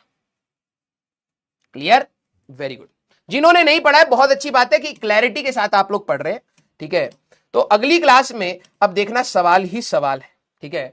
आई थिंक आपको मैं 2 सवाल देना चाहूंगा, एक जेई एडवांस, एक दोनों ही नहीं, एक जेई एडवांस का आप ले लीजिए, ठीक है। फिर कल की क्लास में तो मजा आ जाएगा, कल की क्लास में आपको मजा आएगा। कल हमारे पास है ना क्लास? हाँ बेटा, हम लोग क्या करेंगे, नाइट में मैं आपको एक क्विक रिवीजन दूंगा वॉइस नोट में। तो क्लास में हम लोग बहुत सारी चीजों को डिस्कस कर रहे होते हैं, है ना। जैसे अभी इतने सारे पॉइंट्स, तो मैं जिन पॉइंट्स को आपको फोकस करवाना चाहता था, ठीक है, कि एटलीस्ट आपके दिमाग में ये पॉइंट्स होने चाहिए, आपके समरी या फिर अगर आप नोटिस करें आपके शॉर्ट नोट्स में ये पॉइंट मिस नहीं होने चाहिए। क्या हो गया, क्लास बंद हो गई क्या? हेलो,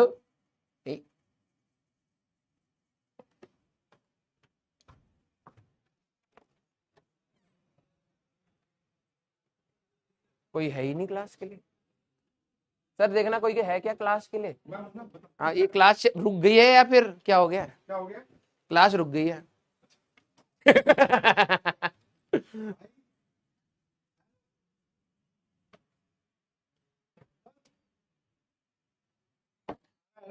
ये क्या है? Changes that you made may not be saved, leave site. Class चलते चलते कैसे रुक गई? क्लास खत्म हो गई ना, पीछे से उन्होंने टाइम डाल दिया होता ही। वो तो 6 बजे का डालते हैं। क्या पता आज 5:45 का डाल दिया हो। ये क्लास कैसे रुक गई एक बार देखना। रुक गई है, 5:45 तक का टाइम था, लेकिन 6 बजे तक का तो स्लॉट रहता है उसमें। किसी ने वहां से तो लॉग आउट नहीं कर दिया है। लॉग आउट हो गया, पता है मुझे लग रहा है क्लास चल रही है शायद। ऐप में देखता हूँ, उसने ना अपना लॉगिन कर लिया कहीं और, है ना।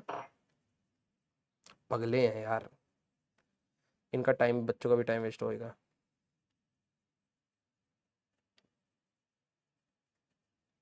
एक तो ये हमारा ऐप भी तो सुपर ऐप है। चल रही है। हाँ, अरे उसने लॉगिन कर लिया। हाँ, चल, मेरे सामने फ्रीज हो गया था, उसने कहीं लॉगिन कर लिया एक्चुअली। तो मैं ये कह रहा हूँ बेटा, सिंपल सी बात, आज शाम को या रात को मैं आपको आज की हर दिन का जो भी हमारा क्लास होगा, उस क्लास में जो भी इंपॉर्टेंट है वो एक बार मैं आपको वॉइस नोट में, वॉइस पॉडकास्ट नाम रख देंगे उसका। वॉइस पॉडकास्ट में हम लोग क्या करेंगे, मैं आपको बताऊंगा कि यार ये चीजें बात करी थी, और कहीं ना कहीं उस लेक्चर को आपको रिकॉल करना है और अपने शॉर्ट नोट्स अभी से बना करके रखने। ऑल्दो मैंने आपको electric and charges and field का आपको क्विक वो दे दिया है, जिसको मैं आपको रिकॉर्ड करके भी दूंगा, बट मैं चाहता हूं आपके अपने हाथ से बने हुए शॉर्ट नोट्स हो। आप क्या क्या इंपॉर्टेंट फील करते हैं आप उनको लिखे। क्लियर है क्या? यस, यस बेटा। हाँ, लव यू बेटा। चलिए, तो प्लीज शाम को हम लोग मिलेंगे इस पर, ठीक है। और जो भी आज का क्लास का जो भी रिवीजन पॉइंट्स है मेन मेन, वो मैं आपको वहां पर बताऊंगा। प्लीज उनको बिल्कुल फोकस रखिएगा, अगली क्लास में मजा आएगा। ये 2 सवाल मैं आपको दे रहा हूं, आप प्लीज एक बार इन दोनों सवाल को एक बार, हाँ, इन दोनों सवाल को एक बार ट्राई करके आइएगा। एक सवाल गलत होगा, एक सवाल सही होगा आपका, ठीक है। लव यू ऑल बेटा। प्लीज मैं आप लोगों को ज्यादा समय नहीं लूंगा, लेकिन मैं आप सभी लोगों को बोलूंगा बेटा, डिस्टर्ब मत करा करो, ठीक है। मुझे पढ़ाना अच्छा लगता है, सीरियसली बता रहा हूं, मुझे पढ़ाना अच्छा लगता है, लेकिन इंजॉय करके पढ़ाना अच्छा लगता है, ठीक है। कोई बर्डन, मैं आपके लिए बर्डन नहीं बनाना चाहता हूं। मैं कभी ऐसा पढ़ाता ही नहीं हूं कि आपको बर्डन फील होने लगे, ठीक है। थोड़ा सा इंजॉय करें, थोड़ा सा पढ़े, थोड़े से कंसेप्ट में जाए, थोड़ा सीरियस हो, थोड़ा एग्रेसिव हो, ये सारी चीजें हमारे पार्ट है, ठीक है। तो प्लीज आई होप आप लोग इस चीज को रिस्पेक्ट करेंगे कि मेरे को एक चीज तो अपनी लाइफ में समझ आ गई कि मेरे को क्या चीज अच्छी लगती है। बहुत मुश्किल से पता लगता है ये चीज, तो प्लीज उसको डिस्टर्ब मत। आपको नहीं पढ़ना, आप जा सकते हैं, मैं बहुत बड़ा अच्छा टीचर नहीं हूंगा, ठीक है, बट मुझे जो चीज मुझे अच्छी लग रही है, जैसे मान ले कि तू एक पेंटर को देख रहा है, वो बहुत इंजॉय कर रहा है, तू जाकर उसकी पेंटिंग पर लात मार दे, क्या गलत काम होगा ना। तो मेरे को मजा आ रहा है भाई पढ़ा करके ना, तो चाहे मैं बहुत अच्छा नहीं पढ़ा रहा हूं, तेरे को शायद मजा ना आ रहा हो, लेकिन मुझे मजा आ रहा है। मेरे साथ हो सकता है 100 200 300 500 कुछ बच्चे होंगे जिनको शायद मेरी बातें समझ आ रही होंगी। प्लीज उसको डिस्टर्ब मत कर भाई। बहुत सैडिस्ट चीज लगती है कि तू क्लास को डिस्टर्ब करने के लिए आता है ना। यस, तो मेरे को तो भाई उन्हीं बच्चों का साथ चाहिए। सिलेक्शन, जो बच्चा पढ़ना चाहता है उसी को ही हम पढ़ा सकते हैं बेसिकली, है ना। तो यस, तो लव यू ऑल बेटा, thank you so much for the all the support, ठीक है। मुझे आज आपको पढ़ा करके अच्छा लगा, बस कुछ एलिमेंट्स को अगर हम लोग हटा दें तो please do let me know how was the lecture, और अगली क्लास हम लोग उसी के हिसाब से ही डिसाइड करेंगे। संडे को हम लोग एक एडवांस क्लास लेंगे, ठीक है, और इसको हम लोग उसी के हिसाब से डिसाइड करेंगे जैसा आप लोगों का रिस्पॉन्स आएगा, ठीक है। लव यू ऑल बेटा। तो मिलते हैं बेटा नेक्स्ट क्लास में। Till then tata bye bye, take care, पढ़ते रहिए और मचाते रहिए।